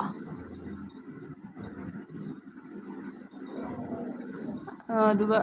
ꯑꯟꯖꯂꯤꯅ ꯁꯨꯁ ꯑꯩꯒꯤ ꯁꯞꯄꯣꯔꯠ ꯑꯥꯏꯗꯤꯗꯒꯤ ꯅꯪꯒꯤ ꯁꯞ ꯇꯧꯈ꯭ꯔꯕ ꯀꯥꯎꯔꯦ ꯌꯦꯡꯒ ꯇꯧꯔꯛꯀꯦꯀꯣ ꯍꯥꯏ ꯍꯣꯏ ꯍꯣꯏ ꯅꯨꯡꯁꯤꯕꯤ ꯅꯪ ꯈꯪꯉꯤ ꯑꯗꯨꯒ ꯍꯩꯅꯧꯅ ꯑꯦꯜꯕꯤꯗ ꯃꯤꯒ ꯌꯥꯝ ꯀꯧ ꯌꯥꯗꯦ ꯗꯁꯥ ꯌꯥꯝ ꯇꯥꯏ ꯃꯤꯒ ꯄꯥꯛꯅ ꯀꯧꯅꯔꯣꯏꯌꯦ ꯀꯩꯗꯧꯔꯒꯦ ꯗꯥꯃꯤꯅꯣ ꯀꯅꯥ ꯊꯦꯡꯅꯧꯔꯒꯦ ꯑꯗꯨꯒ ꯑꯟꯖꯂꯤꯅ ꯇꯥꯔꯝꯃꯦ ꯅꯍꯥꯟꯃꯨꯛ ꯍꯧꯖꯤꯛꯇꯤ ꯇꯥꯗ꯭ꯔꯦ ꯍꯥꯏ ꯍꯧꯖꯤꯛ ꯑꯩꯅ ꯋꯥꯉꯥꯡ ꯇꯥꯗ꯭ꯔꯅꯦ ꯃꯌꯥꯝ ꯇꯥꯗ꯭ꯔꯗꯤ ꯑꯝꯇ ꯇꯥꯏ ꯇꯥꯗꯦ ꯍꯥꯏꯕꯤꯔꯧꯕ ꯑꯗꯨ ꯆꯦꯁꯤꯅ ꯉꯁꯤ ꯑꯦꯜꯕꯤ 7-9 ꯊꯥꯔꯦ ꯒꯨꯂꯤ ꯑꯍꯦꯟꯕ ꯂꯥꯛꯇꯦ ꯑꯣ ꯆꯦꯠꯁꯤꯁꯨ ꯇꯧꯔꯕ ꯑꯦꯜꯕꯤꯒꯤ ꯂꯥꯏꯗꯣ ꯒꯨꯂꯤ ꯇꯥꯟꯅꯕꯗ ꯔꯟꯕꯤꯅ ꯏꯆꯦ ꯍꯥꯎ ꯔꯟꯕꯤꯔ ꯀꯩ ꯍꯥꯏꯒꯦ ꯍꯥꯏꯔꯛꯑꯣ ꯀꯩꯅꯣ ꯍꯥꯏꯔꯣ ꯑꯗꯨꯝ ꯃꯌꯥꯝꯗ ꯍꯥꯏꯔꯛꯑꯣ ꯅꯪꯒꯤ ꯋꯥꯔꯤꯗꯣ ꯀꯤꯔꯟ ꯁꯤꯡꯉꯦꯅ ꯍꯥꯏ ꯀꯤꯔꯟꯁꯦ ꯃꯣꯕꯥꯏꯜ 2 ꯁꯨꯗꯦ ꯌꯦꯡ ꯌꯥꯗꯦ ꯑꯩꯈꯣꯏ ꯀꯤꯔꯟꯗꯣ ꯑꯣꯏꯗꯣꯏꯔꯅꯦ ꯀꯤꯔꯟ ꯀꯔꯝꯕ ꯀꯤꯔꯟ ꯑꯣꯏꯗꯣꯏꯅꯣ ꯑꯩꯈꯣꯏꯒꯤ ꯀꯤꯔꯟꯗꯣ ꯑꯣꯏꯗꯣꯏꯔꯣ ꯅꯠꯇ꯭ꯔꯒ ꯀꯅꯥꯒꯤ ꯀꯤꯔꯟ ꯑꯣꯏꯗꯣꯏꯅꯣ ꯑꯗꯨꯁꯨ ꯂꯥꯏꯛ ꯇꯧꯁꯟꯕꯤꯌꯨ ꯊꯦꯡꯀ꯭ꯌꯨ ꯁꯣ ꯃꯆ ꯀꯤꯔꯟ ꯂꯥꯛꯄꯤꯕꯒꯤ ꯑꯗꯨꯒ ꯆꯦꯟꯅꯦꯜꯗꯁꯨ ꯁꯞꯄꯣꯔꯠ ꯇꯧꯕꯤꯔꯝꯃꯣ ꯅꯪꯅ ꯊꯣꯛꯄ ꯃꯇꯝꯗ ꯀꯤꯔꯟ ꯀꯥꯏꯗꯒꯤ ꯑꯣꯏꯗꯣꯏꯅꯣ ꯑꯗꯨꯒ ꯑꯩꯈꯣꯏꯒꯤꯁꯨ ꯀꯤꯔꯟ ꯀꯧꯕ ꯑꯉꯥꯡ ꯑꯃ ꯂꯩ ꯑꯩꯈꯣꯏ ꯃꯥꯃꯣꯏ ꯃꯆꯥ ꯑꯃ ꯑꯗꯨꯒ ꯑꯩꯉꯣꯟꯗ ꯌꯥꯝ ꯅꯤꯡꯖꯕꯅꯦꯕ ꯑꯗꯨꯔꯥꯏꯅ ꯑꯟꯖꯂꯤꯅ ꯂꯥꯛꯀꯅꯤ ꯆꯦ ꯁꯤ ꯑꯗꯨꯝ ꯊꯥꯎ ꯍꯥꯏꯌꯦ ꯑꯟꯖꯂꯤ ꯅꯪꯒꯤ ꯂꯥꯛꯄ꯭ꯔꯣ ꯑꯩꯒꯤꯗꯤ ꯂꯥꯛꯇꯦꯗ 10-15 ꯍꯦꯟꯗꯦ ꯔꯟꯕꯤꯅ ꯍꯧꯖꯤꯛ ꯆꯥꯔꯦ ꯍꯥꯏ ꯍꯣꯏ ꯍꯣꯏ ꯔꯟꯕꯤꯔ ꯆꯥꯊꯣꯛ ꯆꯥꯛꯀ ꯆꯔꯥ ꯍꯦꯟꯕꯒ ꯇꯧꯅꯨꯀꯣ ꯍꯌꯦꯡ ꯅꯨꯡꯁꯤꯅꯔꯁꯨ ꯅꯨꯡꯁꯤꯅꯗ꯭ꯔꯁꯨ ꯀꯅꯥꯝꯅ ꯌꯥꯎꯅ ꯄꯣꯠꯇꯦ ꯑꯃꯅ ꯑꯃꯒꯤ ꯑꯩꯒꯤ ꯐꯕꯒꯤ ꯃꯊꯧꯅꯤ ꯐꯔꯒꯅꯤ ꯑꯩꯅ ꯃꯥꯒꯤ ꯅꯪꯅ ꯃꯥꯒꯤ ꯌꯦꯡꯗꯣꯏꯗꯣ ꯑꯗꯨꯒ ꯆꯦꯁꯤꯅ ꯑꯟꯖꯂꯤ ꯊꯥꯅꯤ ꯍꯧꯖꯤꯛ ꯑꯃꯨꯛ ꯊꯥꯔꯒꯦ ꯍꯥꯏ ꯆꯦ ꯉꯥꯏꯈꯣꯗ ꯑꯗꯨꯒ ꯑꯟꯖꯂꯤꯅ ꯑꯩꯒꯤꯗ ꯂꯥꯛꯑꯣ FBꯗ ꯑꯟꯖꯂꯤ ꯈꯨꯟꯗ꯭ꯔꯥꯛꯄꯝ ꯆꯟꯕꯤ ꯍꯥꯏꯅ ꯂꯩꯕꯅꯤ ꯐꯣꯂꯣ ꯇꯧꯕꯤꯔꯛꯑꯣ ꯉꯥꯛꯈꯣꯀꯣ ꯏꯁꯀ꯭ꯔꯤꯟ ꯁꯣꯠ ꯂꯧꯒꯦ ꯏꯁꯀ꯭ꯔꯤꯟ ꯁꯣꯠꯀ ꯌꯥꯗꯦ ꯍꯣꯔꯦꯟ ꯀꯥꯎꯈꯤꯗꯣꯏꯅꯦꯕꯁꯦ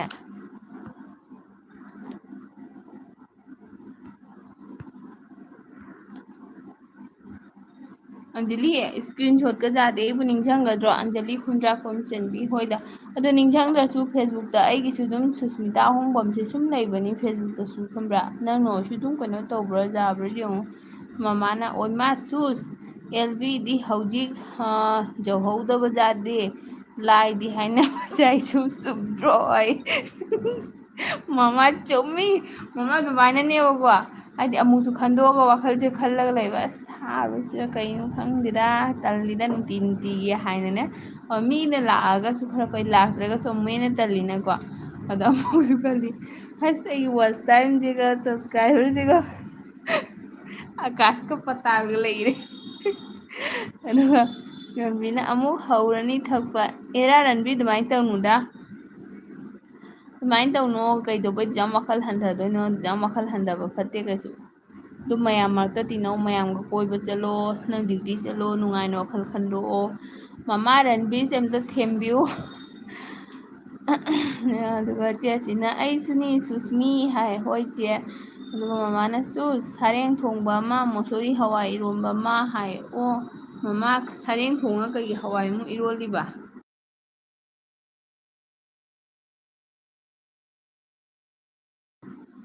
ꯃꯃꯥ ꯑꯩꯈꯣꯏꯗꯤ ꯃꯤꯛꯁ ꯗꯥꯜ ꯆꯥꯏ ꯑꯗꯨꯒ ꯗꯥꯕꯤꯅꯣꯅ ꯂꯩꯔꯤ ꯍꯥꯏ ꯗꯥꯒꯣꯄꯥ ꯅꯨꯡꯗꯥꯡꯒꯤ ꯆꯥꯛ ꯊꯣꯡꯒꯠꯂꯕꯣ ꯀꯩ ꯌꯦꯟꯖꯥꯡ ꯊꯣꯡꯗꯣꯏꯅꯣ ꯃꯃꯥꯅ ꯅꯣꯡ ꯇꯥꯗꯦ ꯍꯥꯏꯕꯁꯨ ꯁꯥꯏ ꯑꯣ ꯃꯃꯥꯁꯤꯒꯁꯨ ꯅꯣꯡꯁꯦ ꯐꯖꯅ ꯇꯥꯗꯦ ꯐꯖꯅ ꯏꯪꯅ ꯇꯞꯅ ꯅꯣꯡꯁꯦ ꯇꯥꯔꯗꯤ ꯐꯕꯀꯣ ꯅꯨꯡꯁꯤꯠꯅꯦꯅ ꯄꯥꯏꯔꯤ ꯄꯥꯏꯔꯤ ꯀꯟꯅ ꯁꯤꯠꯂꯦ ꯑꯗꯨ ꯑꯣꯏꯗꯤ ꯅꯣꯡꯁꯤꯅ ꯄꯤꯠ ꯄꯤꯠꯀ ꯈꯤꯛꯀꯅꯤ ꯑꯩꯈꯣꯏꯒꯤ ꯂꯝꯕꯤꯒ ꯆꯣꯠꯇꯕꯤ ꯐꯨꯔꯤꯠꯀꯗꯤ ꯍꯌꯤꯡ ꯃꯊꯤ ꯀꯥꯞꯄ ꯖꯥꯠꯇꯣ ꯑꯗꯨꯗꯣ ꯑꯗꯨꯒ ꯆꯦꯁꯤꯅ ꯔꯟꯕꯤꯔ ꯊꯧꯅꯥꯁꯦ ꯃꯤ ꯀꯧ ꯈꯨꯝꯗꯦꯅꯦ ꯍꯥꯏ ꯆꯦ ꯑꯝꯇ ꯀꯧꯕꯤꯌꯣ ꯔꯟꯕꯤꯔ ꯊꯧꯅꯥꯁꯦ ꯊꯃꯣꯏ ꯀꯥꯏꯅ ꯂꯩꯔꯤꯅꯤ ꯑꯗꯨꯅ ꯃꯥ ꯍꯤꯗꯥꯛ ꯊꯛꯑꯅꯤꯒ ꯍꯥꯏꯁꯦ ꯌꯦꯡꯉꯣ ꯑꯗꯣ ꯑꯩꯅ ꯍꯥꯏꯕ ꯅꯨꯄꯤ ꯑꯃꯒꯤꯗꯃꯛꯇ ꯌꯥꯝꯅ ꯈꯟꯖꯟꯒꯅꯨ ꯍꯥꯏꯕ, ꯅꯨꯄꯤꯒꯤꯁꯨ ꯅꯨꯄꯥ ꯃꯌꯥꯝ ꯂꯩ, ꯅꯨꯄꯥꯒꯤꯁꯨ ꯅꯨꯄꯤ ꯃꯌꯥꯝ ꯂꯩꯀꯣ. ꯑꯗꯨꯒ ꯍꯧꯖꯤꯛꯇꯩ ꯑꯣꯏꯅ ꯀꯩꯅꯣ ꯑꯣꯏꯅꯗ꯭ꯔꯒꯗꯤ, ꯇ꯭ꯔꯁ ꯂꯩꯅꯗ꯭ꯔꯒꯗꯤ ꯍꯌꯦꯡꯗꯤ ꯀꯃꯥꯏꯅ ꯇꯧꯗꯣꯔꯤ? ꯑꯗꯨꯅ ꯈꯟꯖꯟꯒꯅꯨ. ꯑꯗꯨꯒ ꯑꯟꯖꯂꯤꯅ 7 ꯑꯗꯥꯏꯗ ꯇꯥꯔꯦ ꯁꯟꯗꯥ ꯍꯥꯏ. ꯑꯣ ꯑꯟꯖꯂꯤꯁꯤꯒꯅ 7:30 ꯑꯗꯨꯃꯥꯏꯅꯀꯣ. ꯑꯗꯒꯤ ꯗꯥꯕꯤꯅꯣꯅ ꯈꯪꯗꯦ ꯑꯩꯗꯤ ꯏꯀꯥꯏꯕ ꯑꯗꯨꯝ ꯅꯪꯉꯤ. ꯀꯩꯒꯤꯅꯣ ꯗꯥꯕꯤꯅꯣꯅ ꯏꯀꯥꯏꯕ ꯅꯪꯉꯦ ꯍꯥꯏꯁꯦ ꯀꯩꯗꯧꯔꯒꯦꯕ? ꯑꯗꯨꯒ ꯑꯣ ꯅꯣꯡ ꯇꯥꯕ ꯍꯥꯏꯕꯅꯦ ꯍꯥꯏꯔꯣ? ꯑꯣ ꯑꯩꯅ ꯉꯁꯥꯏꯗꯩ ꯑꯩ ꯇꯥꯗ꯭ꯔꯕ ꯍꯥꯏꯕꯗꯣ. ꯑꯠꯆꯥ ꯒ꯭ꯌꯥꯟ ꯇꯥꯔꯦ. ꯑꯗꯨꯒ ꯃꯃꯥꯅ ꯍꯩꯅꯧ ꯃꯃꯥꯗ ꯀꯧꯔꯛꯇꯗꯤ ꯅꯪ ꯈꯪꯉꯨ ꯃꯃꯥ ꯀꯞꯇꯣꯏꯅꯤ ꯍꯥꯏ. ꯃꯃꯥꯅ ꯑꯣꯀꯦ. ꯑꯗꯨꯒ ꯆꯦꯁꯤꯅ ꯉꯥꯏ ꯍꯥꯏꯔꯒ ꯅꯣꯛꯈꯔꯦ. ꯑꯗꯨꯒ ꯀꯩꯅꯣꯅ ꯗꯥꯕꯤꯅꯣꯅ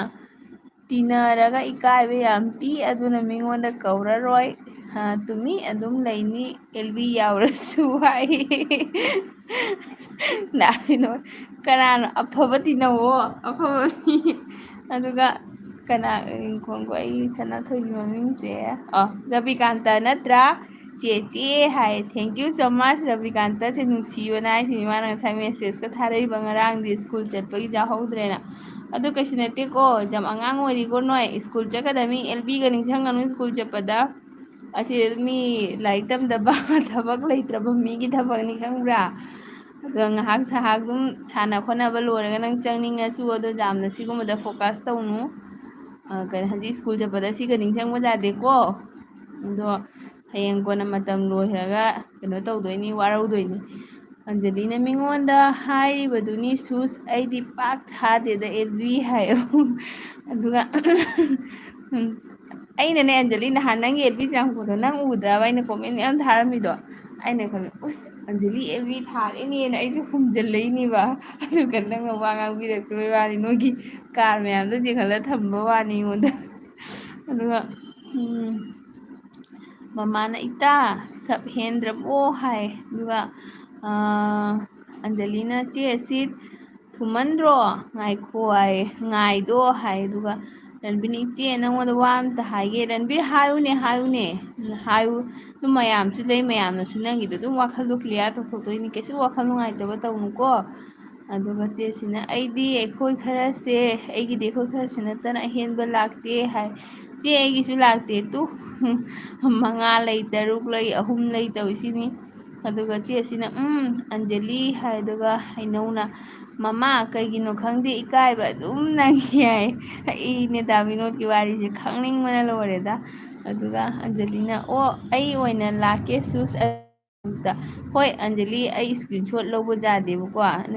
ꯑꯩꯅ ꯅꯤꯡꯁꯪꯗ꯭ꯔꯗꯤ ꯅꯪ ꯂꯥꯛꯎꯀꯣ. ꯑꯗꯨꯒ ꯏꯟꯁꯇꯥꯗꯁꯨ ꯁꯦꯝ ꯂꯩꯕꯅꯤ ꯁꯤꯒꯤꯁꯤꯒ. ꯑꯗꯨꯒ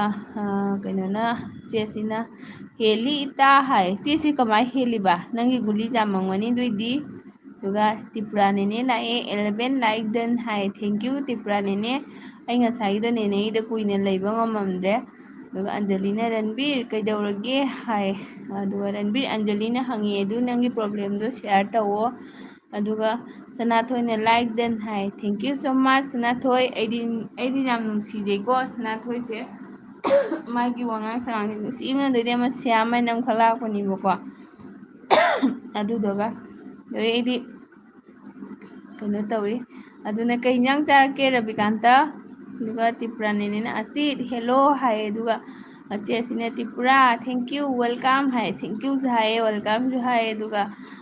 ꯃꯃꯥꯅ ꯍꯣꯏ ꯑꯩꯁꯨ ꯙꯨꯞ ꯊꯥꯗ꯭ꯔꯤ ꯁꯨꯁꯀꯤ ꯑꯦꯜꯕꯤ ꯂꯣꯏꯈ꯭ꯔꯅꯤ ꯍꯥꯏꯅ ꯆꯦꯜꯂꯛꯏꯅꯤ. ꯂꯥꯏꯗꯤ ꯍꯥꯏꯅꯔꯤ ꯃꯃꯥ. ꯂꯥꯏ ꯍꯥꯏꯅꯕꯩ ꯋꯥꯁꯤꯗꯤꯕꯣ ꯃꯃꯥ ꯂꯣꯏꯔꯦ. ꯂꯥꯏ ꯍꯥꯏꯅꯕꯩ ꯋꯥꯁꯤꯗꯤ. ꯑꯗꯨꯒ ꯇꯤꯄꯨꯔꯥ ꯅꯦꯅꯦꯅ ꯁꯨꯁꯃꯤꯇꯥ ꯆꯥ ꯊꯛꯂꯕꯣ? ꯅꯦꯅꯦ ꯑꯩꯈꯣꯏ ꯆꯥ ꯊꯛꯇꯦ, ꯅꯤꯝꯕꯨ ꯄꯥꯅꯤ ꯊꯛꯑꯦ, ꯆꯥꯗꯣ ꯌꯥꯝ ꯇꯣꯏꯅ ꯊꯛꯇꯦ. ꯑꯗꯨꯒ ꯇꯤꯄꯨꯔꯥ ꯅꯦꯅꯦꯅ ꯃꯃꯥ ꯁꯟꯗꯥꯒꯤ ꯊꯕꯛ ꯂꯣꯏꯔꯕꯣ ꯍꯥꯏ. ꯇꯤꯄꯨꯔꯥ ꯅꯦꯅꯦꯗꯤ ꯂꯣꯏꯔꯕꯣ? ꯑꯗꯣ ꯃꯃꯥꯅ ꯁꯨꯁ ꯃꯃꯥꯅ ꯃꯣꯁꯣꯔꯤ ꯍꯋꯥꯏ ꯆꯥꯅꯤꯡꯕꯅ ꯑꯗꯨꯒꯤ ꯏꯔꯣꯜꯂꯤꯅꯤ ꯁꯨꯁ ꯍꯥꯏ. ꯃꯃꯥ ꯃꯣꯁꯣꯔꯤ ꯍꯋꯥꯏꯗꯣ ꯂꯩꯈꯃꯥꯟ ꯍꯥꯞꯄꯒ ꯆꯥꯕꯗꯤ ꯍꯥꯎꯕꯅꯤꯀꯣ, ꯇꯤꯜꯍꯧ ꯈꯛꯇꯪ ꯁꯣꯏꯔꯒ. ꯂꯩꯈꯃꯥꯟ ꯍꯥꯞꯇꯗꯤ ꯆꯥꯅꯤꯡꯗꯦꯅꯦ. ꯑꯩꯁꯨ ꯉꯔꯥꯡ ꯆꯥꯅꯤꯡꯉꯝꯃꯤꯅꯦꯕꯀꯣ, ꯑꯗꯣ ꯂꯩꯈꯃꯥꯟ ꯂꯩꯇꯕꯩ ꯆꯥꯗ꯭ꯔꯦ. ꯑꯗꯣ ꯃꯃꯥꯅ ꯆꯦ ꯙꯨꯞ ꯊꯥꯗ꯭ꯔꯤ, ꯑꯦꯜꯕꯤ ꯌꯥꯎꯔꯤ ꯍꯥꯏꯌꯦ. ꯑꯗꯨꯒ ꯆꯦꯁꯤꯅ ꯑꯩꯗꯤ ꯉꯥꯏꯅ ꯀꯧꯗ꯭ꯔꯁꯨ ꯑꯩꯗꯤ ꯑꯗꯨꯝ ꯀꯧꯅꯤ ꯍꯥꯏ ꯑꯗꯨꯒ ꯑꯟꯖꯂꯤꯅ ꯆꯦ ꯃꯣꯁꯣꯔꯤ ꯈꯛꯇ ꯂꯣꯜꯂꯤꯔꯣ ꯑꯩꯁꯨ ꯌꯥꯝ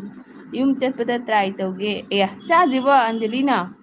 ꯃꯣꯁꯣꯔꯤꯗꯨꯗ ꯂꯣꯜꯂꯁꯨ ꯌꯥꯏ ꯅꯠꯇ꯭ꯔꯒ ꯀꯥꯔꯣꯜ ꯃꯇꯨꯝ ꯇꯥꯕꯗꯣ ꯑꯗꯨ ꯍꯥꯞꯄꯁꯨ ꯌꯥꯏ ꯑꯗꯨꯒ ꯀꯩꯅꯣꯗꯣ ꯃꯣꯁꯣꯔꯤ ꯑꯃꯈꯛ ꯄꯥꯡꯈꯣꯛꯀꯔ ꯀꯩꯅꯣꯁꯨ ꯏꯔꯣꯟꯕꯗ ꯌꯥꯝ ꯍꯥꯎꯕꯅꯦ ꯑꯟꯖꯂꯤ ꯑꯗꯨꯒ ꯃꯅꯤꯄꯨꯔꯗꯗꯤ ꯐꯪꯗꯦ ꯍꯥꯏ ꯂꯩꯈꯝ ꯃꯥꯅꯥꯏꯗꯣ ꯀꯁꯥꯔꯗꯗꯤ ꯐꯪꯉꯤꯕꯀꯣ ꯑꯗꯨ ꯍꯥꯞꯄꯗꯤ ꯑꯃꯨꯛꯀ ꯍꯦꯜꯂꯤ ꯍꯥꯎꯕ ꯑꯩꯗꯤ डेविडसन सुंदर है डेविडसन जी नमस्ते आपको नमस्ते नमस्ते आपको भी thank you so much like करके जाइए चैनल है तो बता दो इधर जितने सारे फ्रेंड है ना ये सब चैनल वाला है तो आपको सब रिटर्न करने से अब आपको रिटर्न मिलेगा चैनल है तो आप इधर बनी रहिए दुगा तिप्रानेने ना ओ ममा हाय रेडी सना थोने लाइक एंड शेयर कमेंट चिचे चिचे चिचे चिचे चिचे चिचे चिचे चिचे चिचे स्मिता होंगो हाय थैंक यू सो मच रविकांता से चिचे द साथी ने सपोर्ट तौबीको दुगा रविकांता चिचे की मखा ताबा कनाम लेजदे दुदी अइना मतम पुनमतने अइगे मखा ताबा फंगनाबसे अइ जाम नुंसीजैको अदुगा मथक तौबदी लई अइगे मखा ताबदी कनाम लेतेबको दाती प्राणे नीने अंजलि केएमसी है अंजलि दुम काउथो मनीने अंजलि ने खंगी नंग लाखोदो सुसे ओ नंग खंगदी गंगोरे अदुगा ममाना कयाना ममाना हाइसे अंगांगना एलबी जावबा जादे अंगांगना नुपी कोइबा जादे को लाइक तमलीबा स्टूडेंट ना आई ममा नंगांगे ममा इज ऑलवेज ममा अदुगा सनाथोइना like 10,000 at will face reveal like yes Sanathoi अदुनी तौदोइसे अदुगा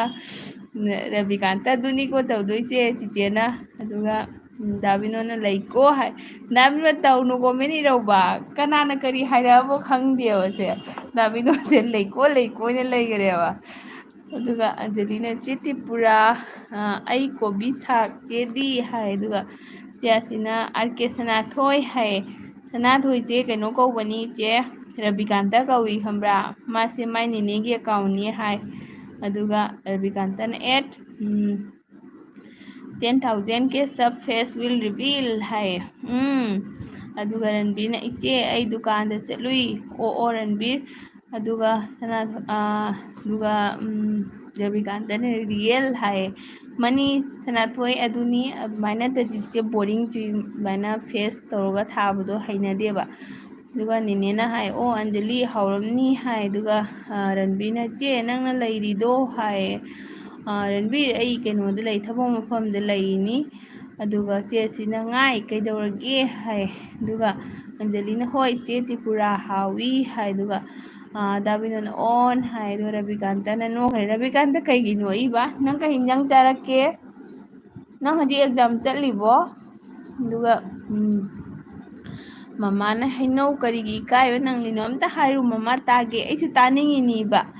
ꯀꯩꯅꯣꯒꯤ ꯗꯥꯕꯤꯅꯣꯠꯀꯤ ꯋꯥꯔꯤꯁꯦ ꯑꯗꯨꯒ ꯗꯥꯕꯤꯅꯣꯠꯅ ꯉꯥꯏ ꯀꯩꯁꯨ ꯇꯧꯗꯦ ꯍꯥꯏ ꯑꯗꯨꯒ ꯀꯩꯅꯣꯅ ꯔꯟꯕꯤꯔꯅ ꯍꯥꯏꯔꯦ ꯏꯆꯦ ꯑꯩꯁꯦ नुपा और असेंब नुसीब हाइबदो अदुनी हाय चुम्मी रणबीर मी पुनमकी नुपा ओगेरा नुपी ओगेरा माई माईगी अमखक कैनोमखक लैको माना खंजरुब खोइदारुबदो ओपोजिट साइडनदी मानदी जामने केयर तौसनदबा अदो नंग जाम खलुरनु नुसीबा हाय थुनबुनो नुसीनबा नते नंगना कथोकपदसु नुसीबनी नंगना सैक्रिफाइस तौबदो दो खाइदगी नंगी प्योर लवनी अदो कैसु खलुरनु अदो दुमाई नंगना सैक्रिफाइस तौबदोना नंगी अपेनबो ओइरो हाइदी नंगना हजिक जाराबुदी मा नंगी कंट्रोलदा नंगना हाइनबदा जाराबुदी नंगी ओयु कैसुम काइदे अइदी मासु खंग नुपीदुसु खंगजदेनको अदो नंगसु खंगजदे हाइदी जाना पर्सनली खंगदबैनको नंगबुदी एलबीदा वारी सानारे अदु ओइरगसु हाइदी हयेंग कोना हजिकतगी नंगी कनो तौद्रगदी नंगी दमदा लेपद्रगदी हयेंग कोनादी लेपकद्रा दुनिदा हाइदी मी आइसे दोइदी युमाइसना पानग्रगदी अमुग तोखाई नुखाई ताबा ममा सिसु हयेंग फत्ते हयेंग सिमु तुंगी पुंसीदा मीनसु कनो तौदेबा नुम पाखंग लेसाबी ओइरैदबुदी मयामना कसु मसिंगदुबुदी हाइनादे दुनी दोइदी कहीं रविकांतना येन चादोइनी हौजी हाय रविकांत चाथरो अदो नोंग ताब्रा दुगा अंजलिने रविकांत नुंगाइरिबो हाय रविकांत नंग सपोर्ट तौबिगद्रा मयामसे सिगगी नेने होय चिचे होय ममा होय मयामसे नंग तौबीनी हायदी अमता हायरौ चिचेदा अदु ब्लू पीरगा नंग अमता तौबिउ याब्रा देदी रविकांतना नुंगदांग हाय दुगा दागोपालना ममा कोन हायगे हाय अदुगा सनाथोइना चे हाय कई हायगे अदुगा तिप्रानिनेना हायनौ हेलो हाय रविकांतना चे कई इंसांग थोंदोइनो हाय चे कई इंसांग चादोइनो इरोनबा चासिरो खंगदे ngasai nungthindi hawai chai aduga hangde nungthangje kai chadoiba sanda tadri sigaisiga adu horen thonga khanganiko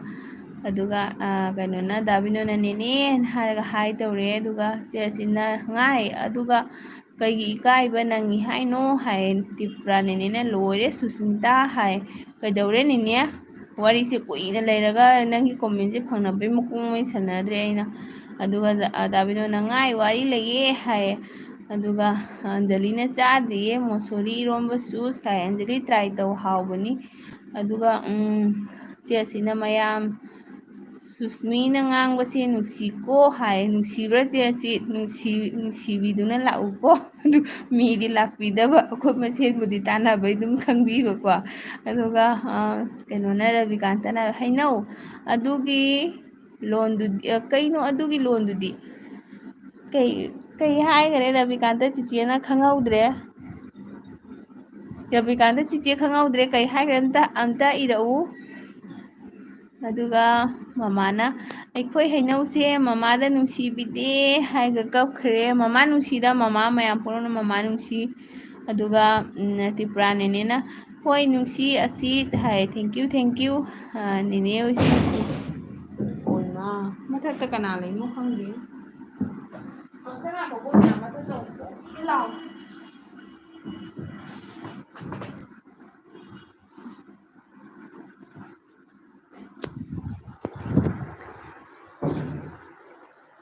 मथक्ता अमुक थोंग कनाना कनो तौरमो खंगे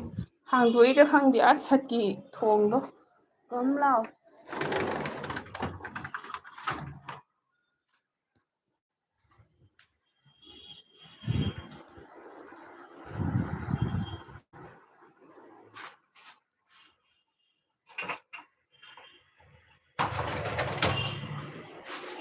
रविकांतना एवरीडे प्लीज हाय रविकांत चिचे ट्राई तौगेको चिचेदो कनो तौई चिचेगी बेबी एपिकपम लेयबा दुइदोना लाइव तो माना जाम disturb दुइदोना थाबदे इकाइजेयबा aunty O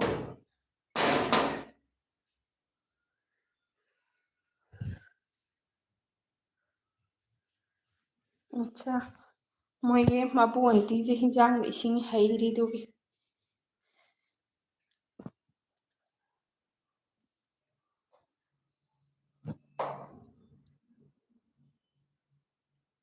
Jadi dabna mama nusida hai do Rabikantana cici hai duga maya hai duga Rabikanta se inau pauna phangamadi kya nungai dino ko aidi ikha tawse yam nusiko akoi iten macha ka do ichinau dumai sum loina lei ai mathungdane docha ni moisu nupa su nupi su jadi aina harau deiwa haidi je sapon moisu moiti mateng phangina ko haidi moina su aina ka achapot pijal khojan ama ma taw ai mana ka sum friend mana ite hen macha inu noi college tamne ba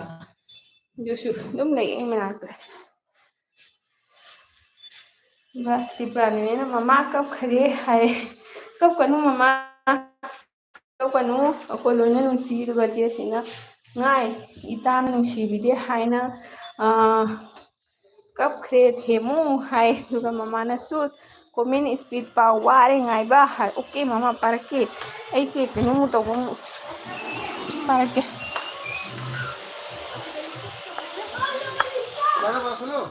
उड़ा था अभी। अच्छा वो बाल्टी में नीचे देख। राहुल जी कहाँ है? क्यों नहीं पता? उड़ गया, उड़ के चला गया।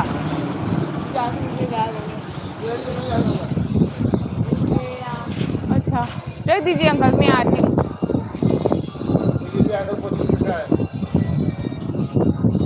ये तो मेरा नहीं है, पता नहीं।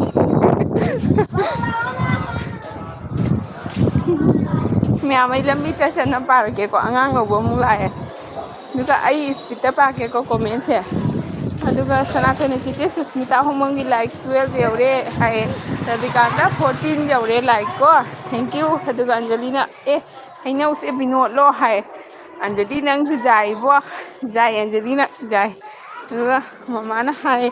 चे आई जामना कपनिंगे ngasi हैना उना नुसीबिदे है दाविनोद काय चखरगिने तुम धोखरबा खंगदेमा दागोपालना लाइक 13 है दागोपाल आमसने नहीं हेंगलमिसे दागोपाल थैंक यू नचनगिदे लाखिबगी कई इंजांग चारके नुंथांगी ओइने चारबो अखोइदि सिगा कनो तौद्रि दाविनोद अंजलि ममा मयामदा नोकनबा सुम लोटपनी है नोकनबा सुम लोटपनी है कहीं रविकांता ना हाय रविकांता कई दौरगेबा अंजलिना ब्रो गोपाल हरगा हेलो तौरे गोपाल इताऊ हाय हईनो मपान इताऊ हाय अंजलिना ओ बिनोद नंगी सपोर्ट आईडी दगी तौरके को हाय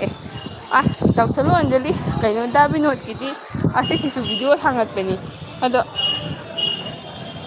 अंजलि से थैंक यू है मैम जाम लांग्रा नोंग हांगिबगी मीसिंजे हाइदी मयुमदा चटनारिनी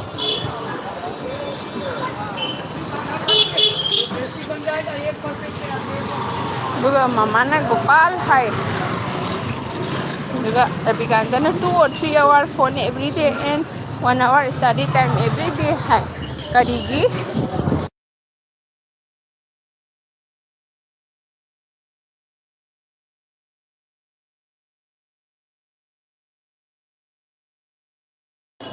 रविकांता स्टडी आवर न जामनगदम करीगी फोन आवर न जामे तू जादे अदुगैदी दाबिनोद है अंजलि होय है दागोपाल मम्मा खुरमजरी है त्रिपुरानिने गोपाल है इट्स ओके हाय है हेलो इट्स ओके वेलकम मैते होइदरो मैते होइदी मैम वारी सानाबिउ कमेन्ट बिरो थैंक यू लाकिलगी चैनल दसु सपोर्ट तौबिरमो अदुगा रविकांता ना कमेन्ट अमा ओ हुई लेयनी मोले काजे हुई कन मना अदुगा रविकांता ना कहना कमेन्ट अमा खक पागनु आइबा करम कमेन्ट अमा पागनु आइदो आइदि पाथोखरे अदुगा दागोपाल चेते पुरा हाइगा फ्रमदेरी हाइ सना थोइने नोंग तादे हाइ ओ खितंग हेमगा नुसिसिगरि रविकांता ना ओके हाइ ममान हैनो ममादा नुसिबिदे हाइ नुसी ममा दाबिनोद अंत हाइबिरो ममान हाइसे इट्स ओके ना फ्रेंड हाइ थैंक यू फ्रेंड चैनल पे सपोर्ट कीजिएगा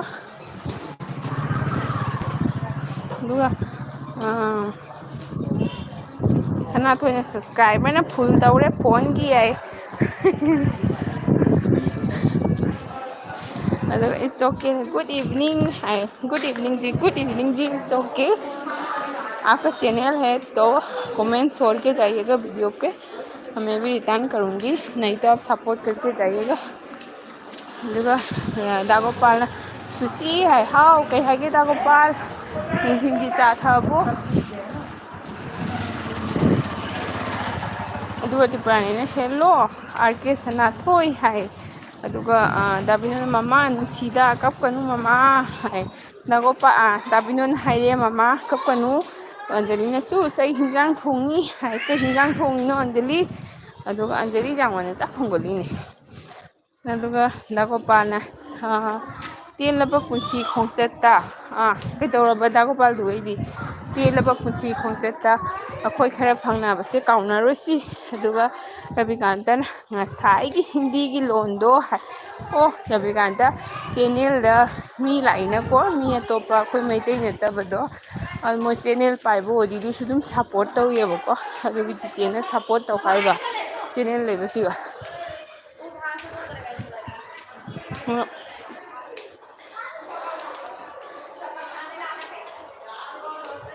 ꯔꯕꯤꯀꯥꯟꯇꯅ ꯀꯩ ꯍꯥꯏꯅꯣ ꯍꯥꯏꯌꯦ ꯑꯗꯨꯒ ꯔꯕꯤꯀꯥꯟꯇ ꯀꯩ ꯍꯥꯏꯅꯣꯁꯦ ꯀꯩ ꯍꯥꯏꯅꯣ ꯈꯪꯗ꯭ꯔꯦ ꯆꯤꯆꯦꯁꯨ ꯑꯗꯨꯒ ꯑꯟꯖꯂꯤꯅ ꯕ꯭ꯔꯣ ꯒꯣꯄꯥꯜ ꯍꯥꯏ ꯑꯗꯨꯒ ꯗꯥ ꯒꯣꯄꯥꯜꯅ ꯑꯋꯥ ꯅꯨꯡꯉꯥꯏ ꯑꯅꯤꯃꯛ ꯊꯦꯡꯅꯕ ꯍꯧꯅꯁꯥꯅꯤ ꯇꯥꯏꯕꯪ ꯑꯣꯏꯅ ꯄꯣꯛꯂꯕ ꯑꯩꯈꯣꯏꯒꯤ ꯍꯥꯏ ꯆꯨꯝꯃꯤ ꯗꯥ ꯒꯣꯄꯥꯜ ꯂꯥꯏꯕꯛ ꯐꯕ ꯃꯤꯅ ꯄꯪꯅꯨꯡ ꯅꯨꯡꯉꯥꯏꯅ ꯑꯁꯨꯝ ꯄꯣꯛꯏ ꯑꯁꯨꯝ ꯆꯥꯎꯏ ꯑꯁꯨꯝ ꯂꯣꯏꯈꯤꯀꯣ ꯂꯥꯏꯕꯛꯀꯤ ꯋꯥꯅꯤ ꯂꯥꯏꯕꯛ ꯐꯠꯇꯕ ꯃꯤꯅ ꯑꯁꯨꯝ ꯋꯥꯅ ꯍꯧꯋꯤ ꯋꯥꯅ ꯂꯦꯜꯂꯤ ꯅꯨꯡꯉꯥꯏꯅ ꯂꯣꯏꯕꯁꯨ ꯌꯥꯎꯋꯤꯗ होना कल लोग हो गया मैम मेरे को पहले ही पता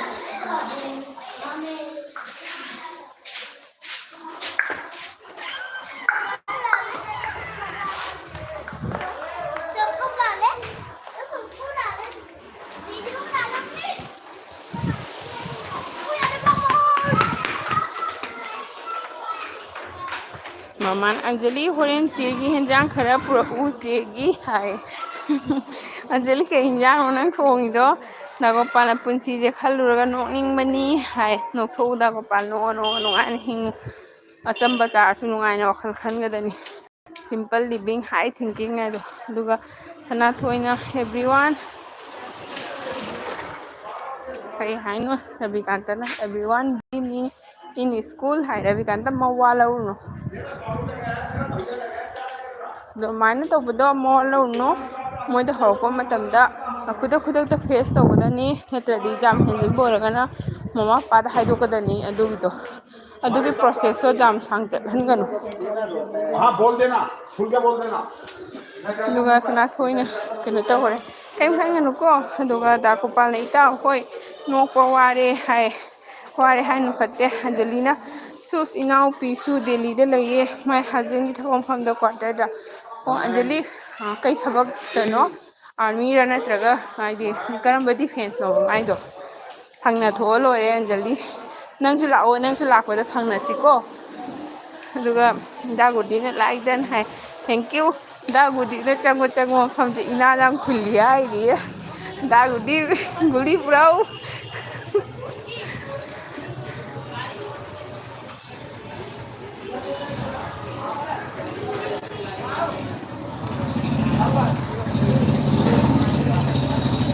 ai ngatang ya tau iko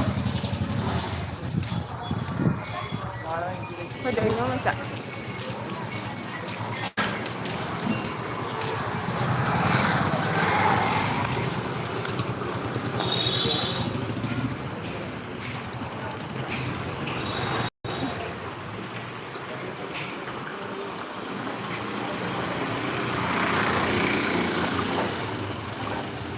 मैं ngatang lai bi koi bazar ma te ama lan ye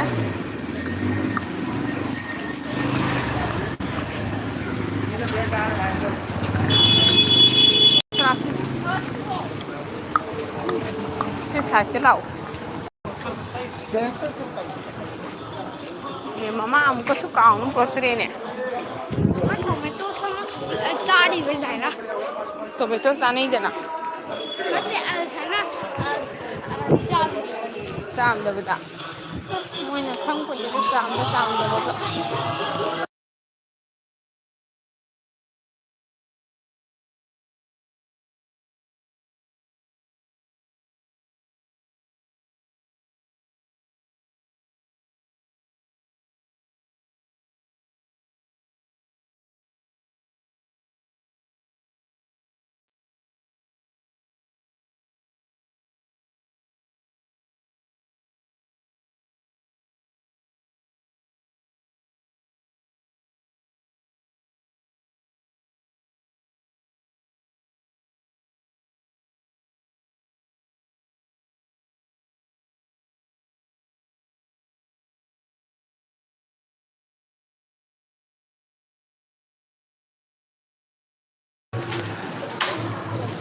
Mama, mama leiribo mayam leiribo. Mama na shoes buy warage mama du thage ho mama tharo. Lai si thieng hai ra ba. Aduga Anjali na da gudi from jari hai. Aduga da gudi na Anjali hello hai. Aduga da gudi dum de leiribo. Mama na gudi hai du da ko pa na sui comment pa ba hai re hai. Asing gira da ko pa du hai ra bani. Da ko pa nang na ngarang du ka dei no ba la ga tum ningi no gi tum gre ba. Aduga kaino na Davino na aduni itaw itaw tayo na ikhan mana ama tawrak pa na ama hai duga dagudib na mama khurumjari hai dagudib na da Gopal khurumjari hai duga da Gopal na di bro hai khurumjari hai on namaste namaste tawre mama na gudib sandagi kari chare hai na duga sana thoine kadai de lege udre please lo hai kena thoe Rabikanta che lambi de ni jum jau dore loi ne chen raba me apuna ma chen ra so mu loi ni la uai che jum jau re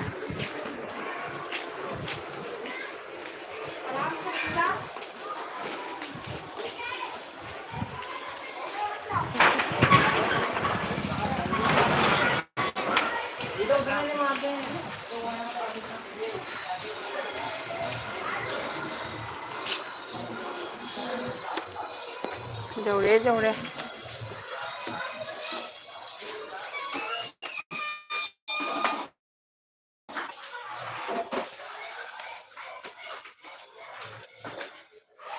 Masana ne moi de hindi ga dudi maths ka tawro khomra nang no lao dudi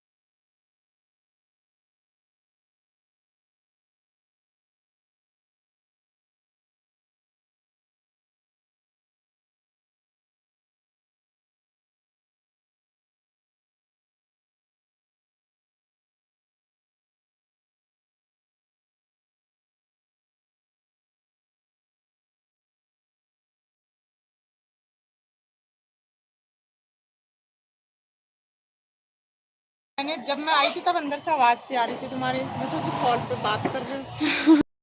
हाँ मैं पानी वानी देने में थोड़ा झाड़ू लगाने में लग गई अच्छा मैं तो अभी देखा तो साथ हवा भी इतना तेज चल रहा है ना पट पट करा होगा चप्पल से। हाँ रुक गया जाओ आंटी के पास जाओ आजा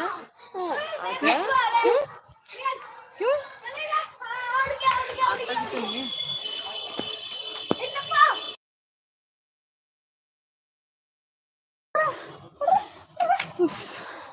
मैं वारो जाती को पुदा अंगांग हौगत लगा लेरमे दुगिनी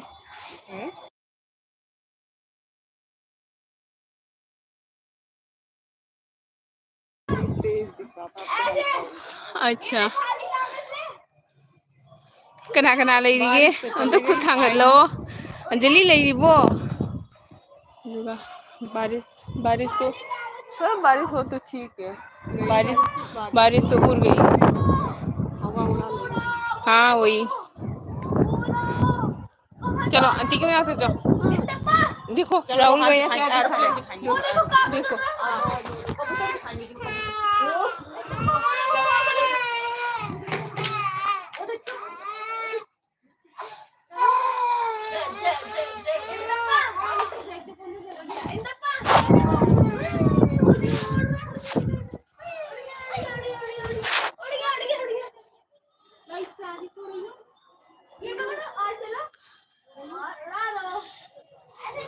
ओ दीदी कनोना हायरे दाबिनना लइए हाय मैम आई एलबी से मथोंग मनम नाइदे को अदुना आई मतम जे अंगोंदा सुंगलाई लेते दुदुना आई तन्ना कनो तौद्रबनिको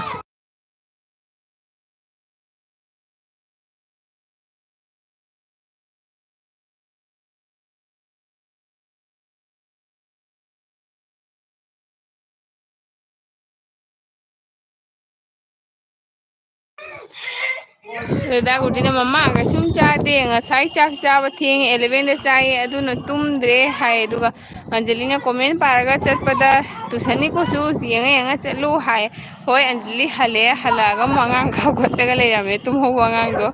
duga da ko pana loi bi chingdo lakna lagle ai hakti hai aduga da ko pana kaino ga tauthare saita ga tauthare aduga mama na o gudi phai aduga mi loi chat khrabo aduga mi amung lao myam aduga dagudi na anjali chak thong labo hai aina nahan kaino khag elbi khag jawre bogo adi boro nya bogo assamese boro do elbi khag ai nokning mana mai elbi do haidi akhoi di dum kasim hai de na ma di mi ek khatang wat padane smain hai ba hello hello hello comment कीजिए मेरे LB पे मेरे live stream पे आइए तो आप comment कीजिए hello hello comment कीजिए तुम हाई लेबो को अदुगा ममाना गुडी फाइदुगा दा गुडी अंजलि चाक थोंग लबो हाय अदुगा दाबिनो ना इताव हाय आई कमेंट साइड लोइसलवारा पाबा दाबिनो ना इताव खोखरे अदुगा सनाथोइना ना एवरीडे हाय सनाथोइ चिचेगी लीला से उरेदना अदुगिनी चिचेना कनो तौद्रिसे अदुगा तिप्रानीना गुडी कौरे तिप्रानीने चटख्रबो लेरिबो अंजलिना थोंगिए दा गुडी फाय अंजलि के हिंजांग थोंगिनो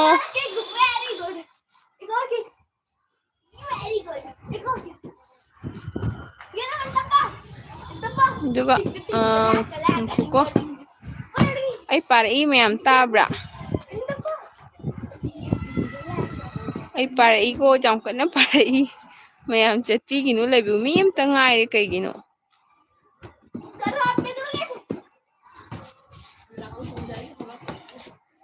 अदुगा कइनोना रविकांतन I'd not study and I'm the 5 6 7 8 9 10 every exam topper हाय अच्छा रविकांत की कइनोनी को गॉड गिफ्टेड होइबगी बिसु होनो दागुरी अंजलि का हिंजांग थोंदोइनो हाय अंजलि हवाई थोंगे दागुरी हिंजांग हाना थोंदोपनी चाकती होरेन वाई थोंगी हाय दुगा तिपुराने सुस्मिता ने चलगे चाक थोंगे को हाय ने ngandribanya nganalida aduga anjali na hinjang di etung ngan thongi su चाकती होरेन वाई थोंगी ओ होय अंजलि ऐसु दुमान हे तो थोई नो फादोसु अदुगा कइनोना रविकांत ने हिंदी की लोन दो कई हाय नो हाय हिंदी की लोन दो रविकांत कइनो आइबा तुम चंगा पोसिंग दो वेलकम तवी सपोर्ट तोरमु खोलमु सुम हाइबा दि अंजलिना कमेंट हाय अदुगा मामा ने सु कमेंट हाय मामा ने सपोर्ट हाय अदुगा नदाबिलो ने इताव लेरिबो हाय इताव मयाम लोई चेन रब खंगदे लंचेन भी लाए से सुस्मिता गुड इवनिंग लंचेन भी गुड इवनिंग लंचेन भी थैंक यू चिचे गिदा लापगी चा थगलाबो अदुगा अंजलिना आर्मी ने सु साइ अंजलि दुदि मो केन हाइबो मफम दुगा लेब्रा कदाइ दा लेगे हंगो नंग लागा दुदि मो रेस्टे तोरगा फंगनासी दुगा अंजलिना कमेंट हाय दुगा लंचेन मिना नुमित ताद्रिबा चे दुदा हाय तादि नुमित स्माइल लई असोनने रेनबो थोमी रेनबो दो मांगरे सनगे लेचिन नोंग हाइपेट कानन सिसलमगा को अदुगा लंचेन अदुगा केवा Araniak Burman, your Burman friends are Dimasa. Hi, your Burman friends are Dimasa. Hi, yes. aduga Aranya thank you Burman thank you for coming duga Rabikantana comment migi khaktang pagano hai nangi ju paye duga Dabino na sisinta ai bai orge hore namu lake hoi Dabino kakuine leibire ko duga Rabikantana silent hai duga keno to bani Angelina comment hai duga singana kailam dano hai singa kailam mange guest to aduga Rabikana udre chiche Susmita hongom hai duga hoi chiche na kana to bani lambi japa duga Angelina comment Angelina haire ko Rabikanta na kap kano aduga for silent while life hai o chiche na sorry kano chiche gi do jada bagi kano to bodo nungai taba aduga no sound hagulo aduga no sound hai aduga Rabikana please check your internet connection no sound nate chiche na kano to bani sai mute thambani Rabikanta na 5 people watching the live hai hajiti one tang watching tawi aduga Angelina laini hai Supriti lae oh 15 je Supriti na pura laira thank you Supriti chak thong abo du kuire Supriti udaba ni mari mangani phare Rabikanta na Rabikanta na tan guai machin thiba yade ko kano da Elvida no sound please take the phone hai duga phone ai chiche na kano thamini ko aduga Angelina thawai ni su sai thawai ni aduga Rabikanta na tare hai Supriti na comment pa ba slow oimandana mi loina chat khamale Supriti nungsibi comment pa ba slow oina te angang lo ba chului ba halak pada angang api ko do kappaga leirame aduni aigi lila adu kappam baduga ngata ngaina kano to ba silent thamba okay Rabikanta I am the only one person hai oh one do nang lo mi hum le ko leu ko ngatang leu dedi Angelina lei hai du Rabikanta na who is watching the live hai duga kaya na Supriti na je barbe di kaya ba du kai lo le na Supriti na lo le yung maron lo sale game over ka hayare ne Tanatun and 2 people watching the live hai mi ani tangai re hoi aduga Ranbir ni che ka dawrige hai Ranbir ai matha tanga tang ka khalai nong hang re duga sumana sigala o cha to su sonde su numi taram dai gi sumana tawre ko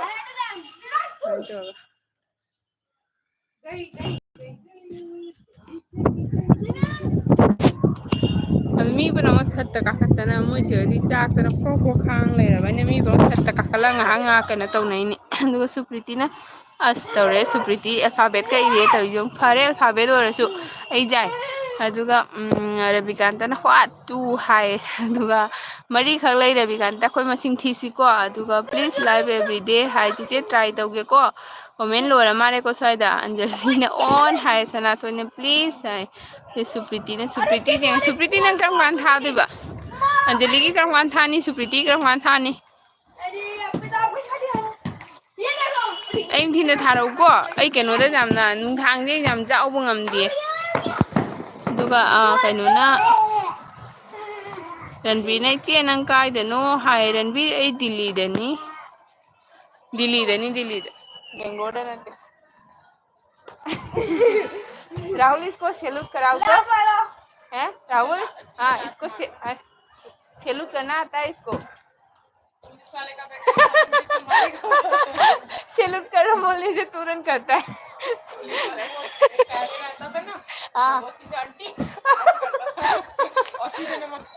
अच्छा जय हिंद हाँ इसका पापा एक दिन सिखाया तो एकदम सीख गया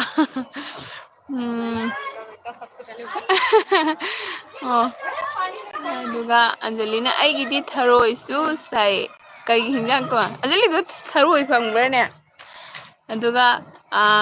Rabikanta na आई दी लई होनी हाय दुगा Rabikanta लई को ngahtang chiche gi che 25 minute mung lega chiche lo sange ko aduga Supriti na haujik tharo ra kai bo mi se nang jam hainu ko haujik tharo kai da oi hoglo haujik thanu after 30 minute aduga Rabikanta na kaino bro hai kanada no Rabikanta Supriti चाक थोंगबो कहीं हिंजांग no Rahul तुम किताब क्यों लेके आए उड़ाने के लिए मेरा कब है हैंड ने सब फाड़ फाड़ के खुद अपना ड्राइंग पे ड्राइंग करते हैं वो फिर फाड़ फाड़ के सब फेंक देते हैं ये देखो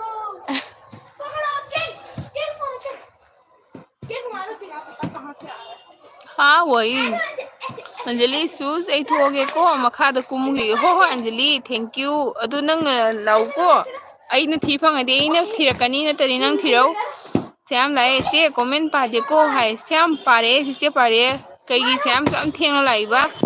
अदुगा कैनोना रविकांतना ब्रदर हाइबनी हाय श्याम दा हायरो ओ अदुगा सनाथोइना 3 पीपल हाय अदुगा अंजलिना शूज पुंग कयादा थागे नंगी अंजलि अदुनी इन हाइबा ngamdrise अइसे मतम हाइबा setup तौमदेबा ngarang di pung 3 dai da thai duna su dum live nungdi nungai buko aduga kedawni new mommy new problem ngamde aduga haiba ngamde anjali noti lakwa matanda sangadi law ai ke sum maraude ko aduga Ravikanta na watching the live ai aduga Supriti na mu banai gare oh my god nong khai aduga Sanathoi 5 people ai Supriti na kaina hai op kuch O फिलिस्टी stars आई कई मरोन होगा सुप्रीति की मरोन से मिजो मरोला बा राहुल चला गया राहुल बोल चला गया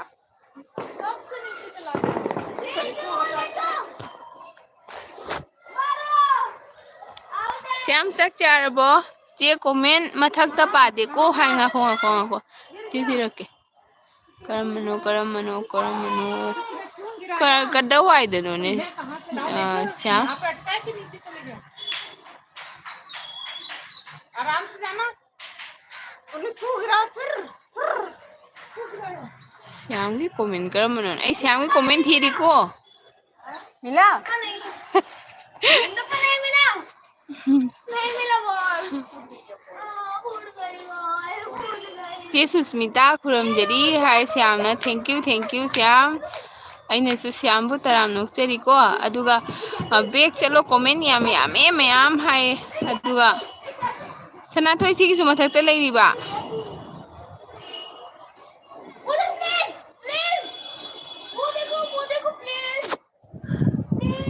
प्लेन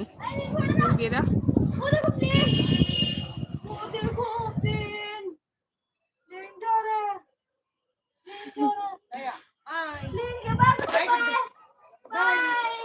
थे सी प्लेन से अंजलि होइदे चली नी shoes bye ma'am bye Anjali ने लब पीरे सनाथोइने का फरे थैंक यू अंजलि मथंग दसु लाउ को अदुगा रविकांता कब कनु सुप्रीति ने नोंग तादोरे दोसु तादोरे सुप्रीति श्याम चक चाद्री चे सनाथोइने या हाय अदुगा मथक्ता लेरी मथक्तसु लेरी बने आई ठीके को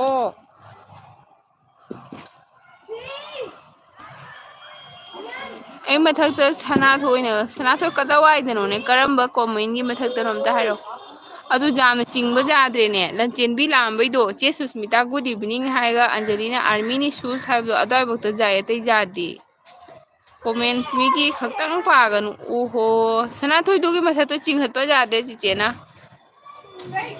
फिर से चली गई हे इधर है मैं बॉल को फेंक रहा हूं भाई काम करना है यार मैं बॉल फेंकेगा मार खाएगा कुछ करता नहीं एक दिन तो रुक जाओ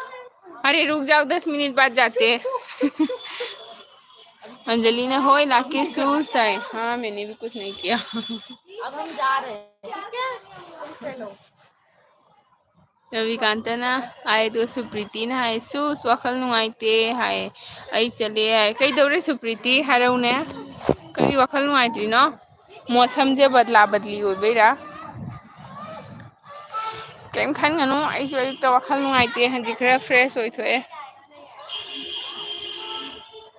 अप एंड डाउन श्याम लेइबो चथ्रबो Shyam ngasi je wari sanaba nuaitre natra ko chen chela sanare मैं तो मेरी बात आ रहा है भाई क्या ऑर्डर है ये कौन उड़ा रहा है राहुल ही उड़ा रहा है। बात कर रहा है, सब लेके आ गए, वो सारा पूरा कर रहा है, जलाएंगे पापा। आई मसा उहन बे याद है। मैं नहीं दूंगा, मैं नहीं दूंगा। अभी तो एक बार ये तो ठीक है, नहीं तो फिर देखो इतना धूप निकली है, फिर भी सब थक आए। तो बारिश हो ही नहीं पाई, थोड़ी थोड़ी ना, सब जमीन में बैठे। सब लोग देख के इधर गए बारिश ये में। जहाँ खड़े हैं इनका देखना मेरा छत कैसी है, डर भी नहीं लगता। हाँ यहाँ तक भी नहीं आ रहा है, देखना घुसने तक भी नहीं है। आपको कंप्लेन करने चला गया। मुंह से बोलो भैया तो। रवि कहता है this I do not report about the bully and I said to my friends and brother class 10 okay hi okay Sipiti na okay hi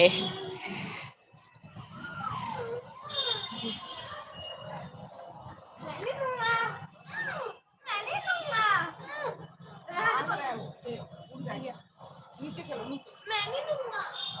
नहीं दूंगा, मुंह से बोल दो। नहीं दूंगा।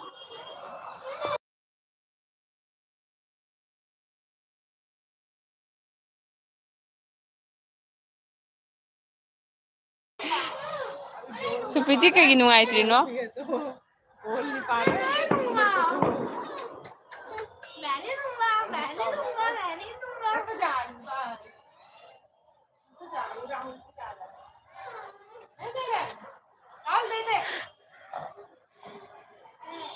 Ravi kanta in front of me Ravi kanta kan kan nganu mo problem do easy on love easy ऐने लगेगा तू लगाएंगे, मैं नहीं दूंगा, मैं नहीं दूंगा,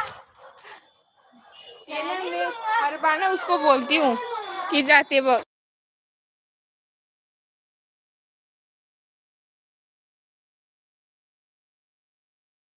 समझता सारा है, बोल नहीं पाता।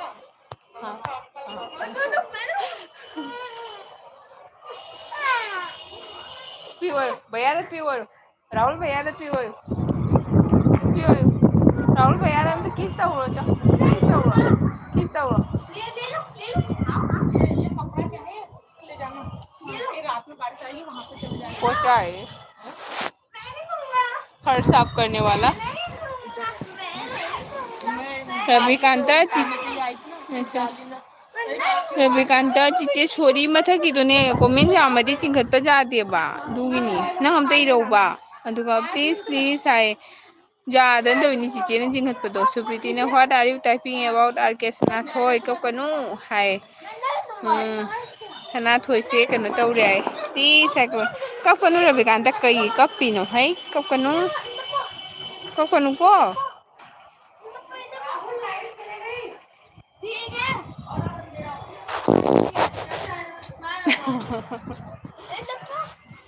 ओए बोल जाइए, ये बोल, ये चल, सॉरी, सॉरी,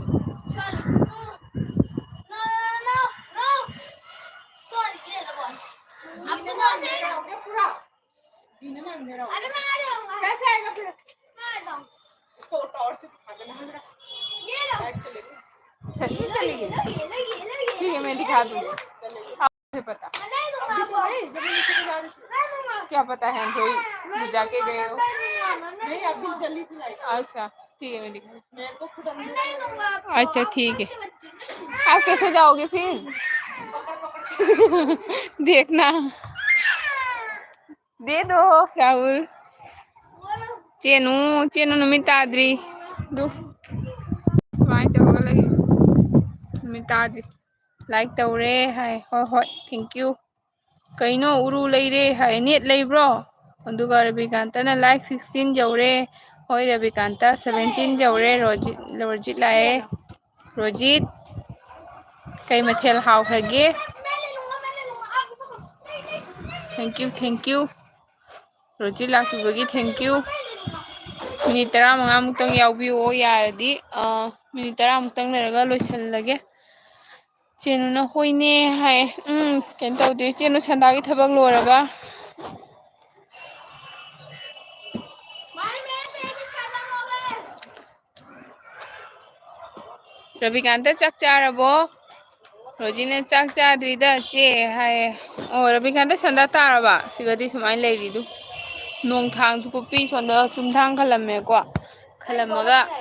आई चुमथांग कुपसनगरे अदुगा नोंगसेना चुद्रे नुसिने तत्तान कन्न सिलम्मगा लोसनगरे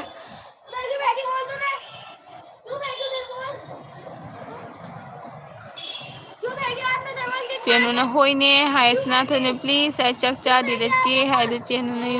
नुसित याम सिटली है जुमलोंदा हाय ओ अस हजिंगा हातंग ममांग सिला मनुसित किनिंगाई नि दो सिगने कहाँ गया राहुल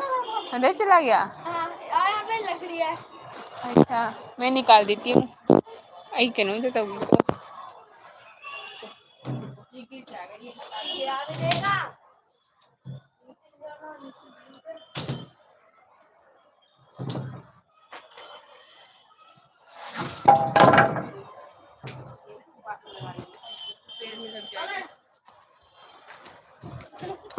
नुसितो सेसिगा खंगसित सिटलगा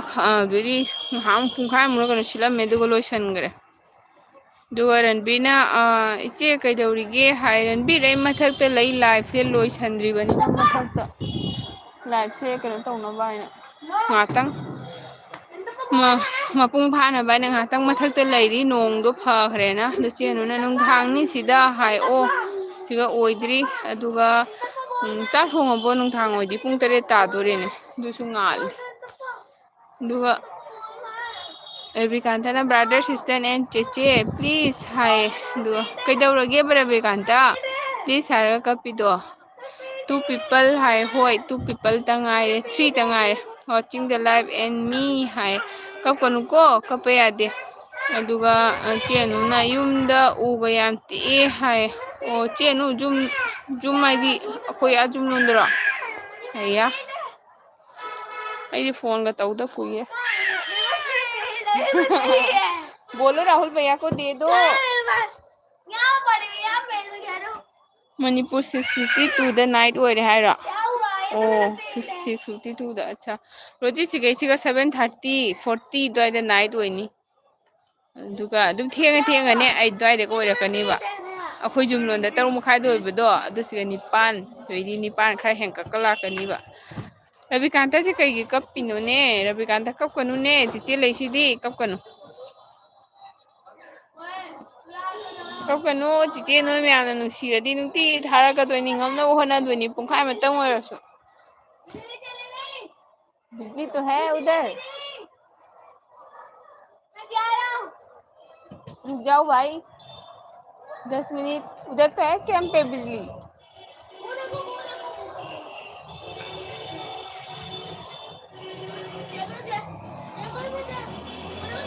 रविकांता कदौरगे ने दुमाना हाइगनो दुमाना खंगनो नंग अंगांग ओइको करी दौरगे करी प्रॉब्लम ओइरगे नंगो अदुगा रोजीना मणिपुरदी 4:30 द नाइट चे हाय ओ चेनु दुगाना पुंग क्या दा संदा ताई दुगा रविकांता मुगा कब करे ए कमाने थीम दोइनो ने कब कनवारेगा सिंगांग ही रणबीर थाना ने चे हाय कई हाय गे रणबीर नुंग थांगे चाक थोंगबा बना और क्या कर रही है और इनका पाप कर क्या दे रणबीर ने पंजाबी ले मफम द मालिए हाय पंजाबी ने ते रणबीर जय श्री राम की मफम आप उधर हो जाओ फिर इधर फिर एक किक मार के खेलो ना बोलो इसको किक मारो इसको मारता है आता है इसको मारना किक मारो मैं जल्दी किक मारूंगा आप एक बार करके दिखाओ अपने पैर से हाँ देखो ये अब आप मारो जिशुम अब मैं मारूंगा अब आप मारो कहाँ चला ये खुद जाएगा अब आप मारो मारो मारो मारो खना थोड़ी ना कहीं कभी ना चीज़ तो हर रीजन दो रणबीर ने इचे ना एक रिप्लाई पी दिए रणबीर करम रिप्लाई नो चीज़ मरक तो लंबी दा चाचा ना कमेंट पाप दो खंगा उधरे ने तू सिगी नंगी दादा होइदैनी दादा रोजीना सु हंगे आरके कई कपिनो हायना दुगा रणबीर ने इचे इबाइदो आर्मी रो हाय रणबीर होय हायसिरा हो नते हायसिरा हायदो अदुगा रविकांतन please I wanted to reach 1 subscribe हाय रणबीर मीने तौबीरगनीने रविकांता मीने तौबीरगनी जौदोइदो क्या हुआ क्या हुआ वा क्या हुआ असेंग हाइरोइ चे हाय होय रणबीर क्या हुआ अदुगा कहिनोना रविकांतन my father is a Indian army हाय ओ इस एन हाइगदन मथा तोन चखिनो भैया ना पुरकनी भैया पकड़ो नहीं तो उड़ जाएगा सीढ़ी पे चला जाएगा ये तो देखो चला गया अभी अब चला भी गया लाइट भी नहीं है नहीं गिर जाएगा उधर आंटी के पास छोड़ के जाओ हाथ में रहना राहुल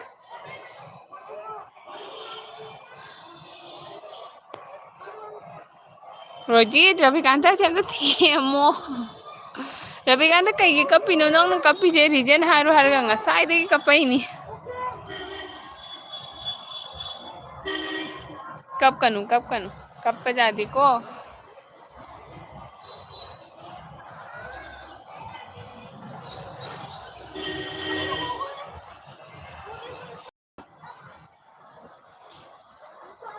रोजित की क्या हम जाओगे सब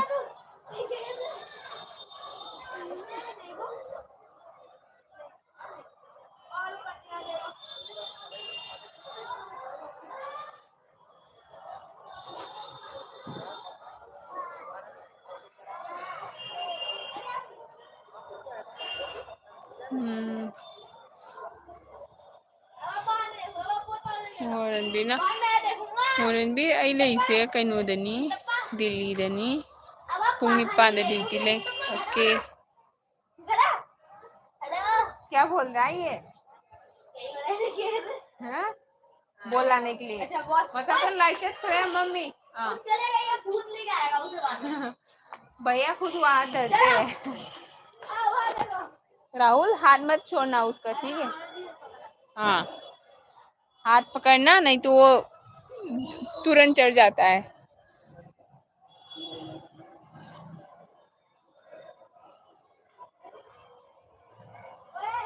रविकांता नंग कइदौगे चिचे हारमु रीजन दो दुगा नंग लिप तौगे हासु तौबा कइगिनो नंग कपिदो हायो मसाइदी नंग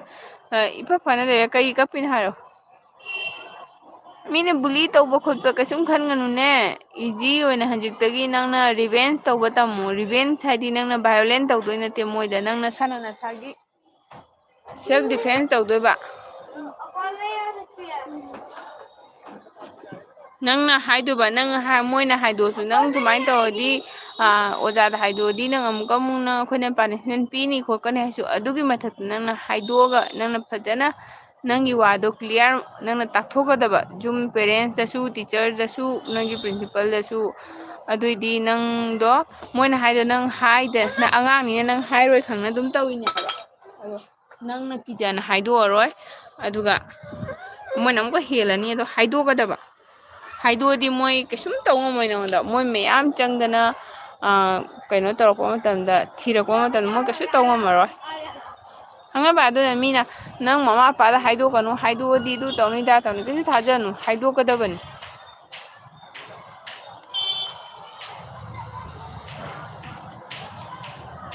राहुल राहुल दिख रहा है आपको लाइट आ गया अरे गिर जाएगा दिख रहा है नहीं दिख रहा है अरे आ जाओ ना 5 मिनट बाद आंटी के साथ चलेंगे जाओ आराम से जाना हाँ नंग का चो बोलो ना काय थंग बनेंगी हाँ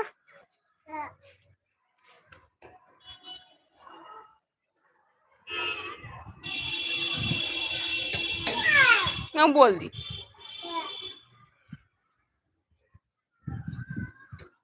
ये चंग दी नहीं बोल ये चंग दी चलो चलो चलो आओ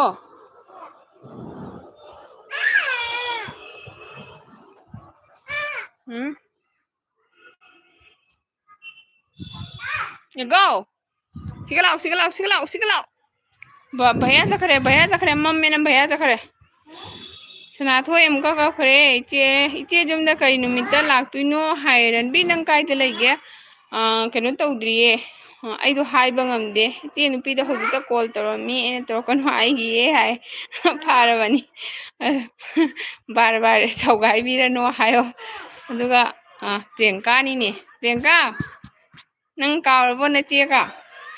nong si chitro do na ma us khoi sigadi ngahak logre siga suni ne Priyanka mafam maranga khangda bini bo do sigadi sorong mapan nga nakpane loi jani du kano toba highway gi kano tobagi lebudo mo construction tobagi do adugi lengoi myam do konana pulap nam pumam mambi ko anti na phu la kare da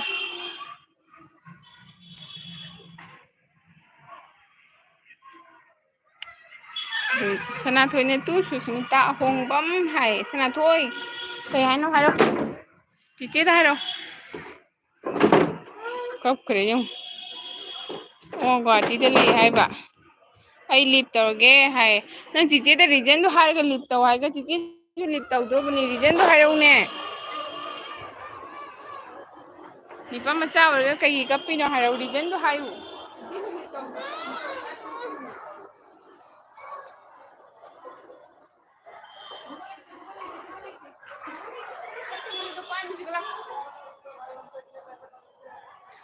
Priyanka chak thongabo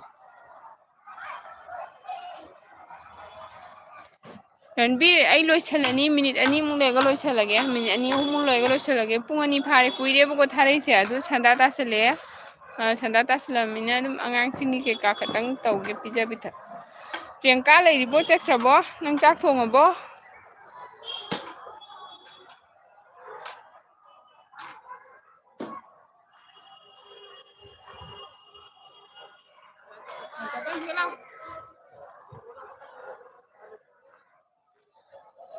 oh Priyanka leiramine thongdrida wali hai aine khali Priyanka se machi ka kawre aina Priyanka nong thang kupi sigadi ngatang nong sit to angang tuition ga lobo chatpa ngamde toidi khatang nong sit pharaga chalin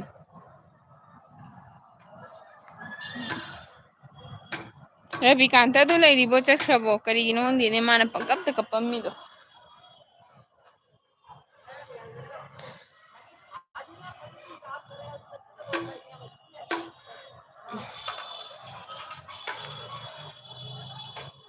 Ravikanta che 2 minute lega loisalani ko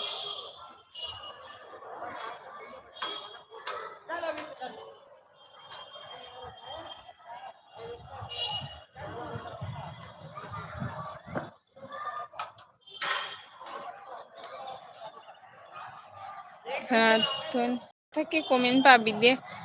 Ravikanta karamba comment no chiche dam ta hana type toroba adu chiche do comment mayam nanjan bagi chiche na lambi chalu budo adu do na comment mayam nanjan bagi ne khana toiba comment sing do mathanta mange ba jamdi jam sangna chingthaba jade ba pan leire adu gini ba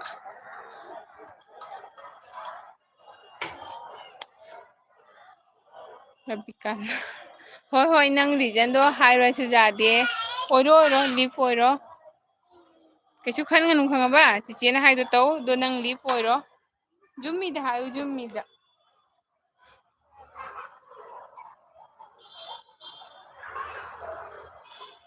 chiche su kakthatro bani ko chiche su kanu loraga si kakthalla dro bani kanu toy nong khagle bana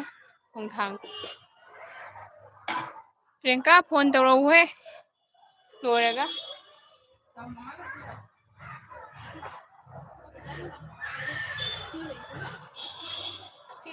chi ai tanle nong gudung tawre chasi nong gudung tawre ya ba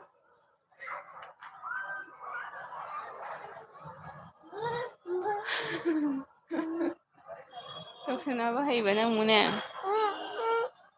nalo ôm thuốc cái hết ôm thuốc cái hết ôm thuốc cái hết ôm thuốc cái hết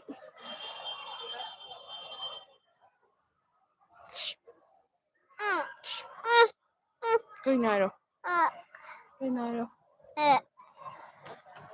Rabikanta ꯅꯪ ꯀꯞ ꯂꯩꯔꯦ ꯆꯤꯆꯦ ꯀꯛꯄ ꯉꯝꯃꯔꯣꯏ ꯆꯤꯆꯦ ꯀꯛꯄ ꯃꯇꯝ ꯌꯧꯔꯕꯅꯤ ꯆꯤꯆꯦꯅꯦ ꯄꯨꯔꯥ 2 hours complete ꯑꯣꯏꯔꯦ ꯑꯗꯨ ꯆꯤꯆꯦ ꯅꯨꯡꯗꯥꯡꯒꯤ ꯆꯤꯆꯦꯁꯨ ꯆꯥꯛ ꯊꯣꯡꯗꯣꯏꯕ ꯁꯟꯗꯥ ꯇꯥꯔꯛꯑꯦꯕꯀꯣ ꯅꯪ ꯀꯩꯒꯤꯅꯣ ꯀꯞꯀꯅꯨ ꯆꯤꯆꯦꯅ ꯀꯣꯃꯦꯟ ꯎꯗꯦ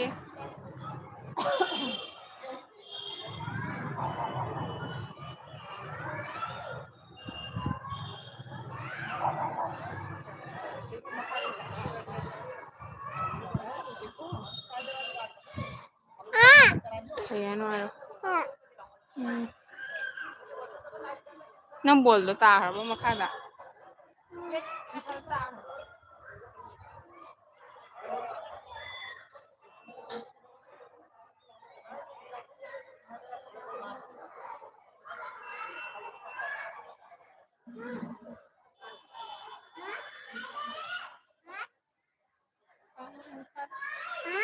ꯇꯥꯔꯦ ꯍꯥꯏ ꯑꯗꯨ ꯂꯩꯕ꯭ꯔꯥ ꯌꯦꯡꯉꯨ ꯕꯣꯜꯗꯣ ꯂꯩꯕ꯭ꯔꯥ ꯌꯦꯡꯉꯨ ꯃꯌꯥꯝ ꯑꯩ ꯀꯛꯊꯠꯂꯒꯦꯀꯣ ꯁꯟꯗꯥ ꯇꯥꯔꯦ ꯑꯗꯨ ꯍꯧꯖꯤꯛ ꯄꯨꯔꯥ ꯄꯨꯡ ꯃꯝꯁꯤꯜꯂꯛꯑꯦ ꯀꯛꯅꯕ ꯇꯧꯔꯒꯦ ꯀꯥꯏꯗ ꯆꯪꯈ꯭ꯔꯦ ꯀꯥꯏꯗ ꯀꯥꯏꯗ ꯀꯥꯏꯗ ꯔꯕꯤꯀꯥꯟꯇ ꯅꯪ ꯍꯥꯏꯔꯣ ꯑꯩꯁꯨ ꯁꯨꯡꯌꯥ ꯌꯥꯗꯦ ꯆꯤꯆꯦꯗ ꯀꯩ ꯀꯞꯄꯤꯅꯣ ꯆꯤꯆꯦ ꯀꯛꯄ ꯃꯇꯝ ꯌꯧꯔꯦꯅꯦ ꯄꯨꯡ 2 ꯍꯦꯜꯂꯗꯤ ꯊꯥꯕ ꯌꯥꯗꯦ ꯍꯥꯏꯕ ꯑꯗꯨ ꯆꯤꯆꯦ ꯀꯛꯑꯒꯦ ꯍꯌꯦꯡꯃꯨꯛ ꯀꯩꯅꯣ ꯐꯪꯅꯔꯁꯤꯀꯣ ꯍꯌꯦꯡ ꯃꯨꯛꯕꯤꯗ ꯐꯪꯅꯔꯁꯤ ꯀꯥꯏꯗ ꯍꯥꯏꯅꯣ ꯀꯥꯏꯗ ꯑꯥꯗ ꯁꯤꯒ ꯁꯟꯗꯥ ꯇꯥꯔꯦ ꯁꯤꯒ ꯑꯗꯨ ꯀꯥꯏ ꯆꯠꯈ꯭ꯔꯒꯦ ꯅꯪꯅ ꯀꯥꯎꯔꯒ ꯀꯥꯏ ꯆꯠꯈ꯭ꯔꯒꯦꯕ ꯀꯥꯏ ꯆꯠꯈ꯭ꯔꯒꯦ ꯗꯨ ꯐꯣꯟ ꯂꯥꯛꯁꯟꯕꯅꯤ ꯍꯥꯏ ꯑꯣꯀꯦ ꯀꯛꯇ꯭ꯔꯣꯕꯅꯤ ꯏꯆꯦꯅꯨ ꯑꯩꯒꯤꯁꯨ ꯑꯧ ꯉꯥꯏꯈꯣꯁꯦ ꯑꯩ ꯑꯗꯨ ꯃꯃꯥ ꯑꯁꯤꯁꯦ ꯊꯥꯡꯒꯠꯀꯦ ꯔꯕꯤꯀꯥꯟꯇ ꯆꯤꯆꯦ ꯀꯛꯑꯒꯦꯀꯣ ꯀꯞꯄꯅꯨ ꯔꯅꯕꯤꯔꯁꯨ ꯀꯛꯑꯒꯦ ꯃꯌꯥꯝ ꯄꯨꯝꯅꯃꯛ ꯀꯛꯑꯒꯦ ꯑꯩꯒꯤ ꯂꯥꯏꯐꯇ ꯌꯦꯡꯕꯤꯔꯤꯕ ꯄꯨꯝꯅꯃꯛ ꯊꯦꯡꯀ꯭ꯌꯨ ꯊꯥꯒꯠꯆꯔꯤ ꯃꯊꯪꯗ ꯊꯥꯕ ꯃꯇꯝꯁꯨ ꯁꯪꯕ ꯃꯇꯝꯗ ꯉꯥꯏꯍꯥꯛ ꯁꯨꯝ ꯆꯪꯕꯤꯔꯛꯑꯣ ꯑꯗꯣ ꯑꯗꯨꯝ ꯂꯥꯏꯐꯁꯦ ꯈꯔ ꯃꯊꯣꯡ ꯃꯔꯝꯗꯤ ꯅꯥꯏꯗ꯭ꯔꯦ ꯑꯗꯣ ꯋꯥꯔꯧꯕ ꯌꯥꯗꯦꯀꯣ ꯃꯌꯥꯝꯅ ꯃꯥꯟꯅꯗ꯭ꯔꯁꯨ ꯑꯗꯨꯝ ꯃꯌꯥꯝꯅ ꯑꯗꯨꯝ ꯌꯥꯅꯕ ꯈꯔ ꯑꯗꯨꯝ ꯀꯩꯅꯣ ꯇꯧꯔꯒ ꯂꯣꯏꯔꯦ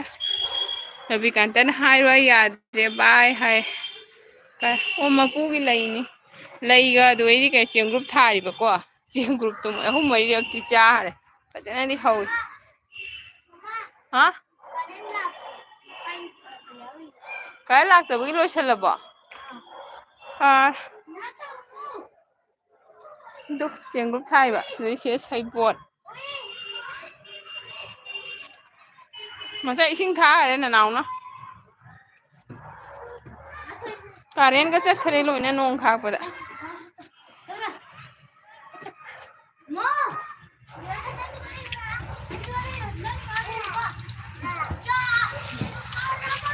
कई Rabikant this is the reason live कने कपिरो असीसे कनो तौदे जामुने थाब जादे ओहो लिवर लिखपगी कपिरो कपनुए चिचे मवा लौदे मी नुसीरगा दुम मीना दुम लोइनारगा खंगागा दुम नुसीरगा दुम लाक्चनी लाक्चस लाक अदु हंजी कागे खंगरा चिचे संदा तारे कारेन सु लाक्ते सिगा नोंग खापगी आई कहे को चे ओ पोरगे हो ओइरो दुआ सनाथोइन होय होय सनाथोय ए बाय ओइरा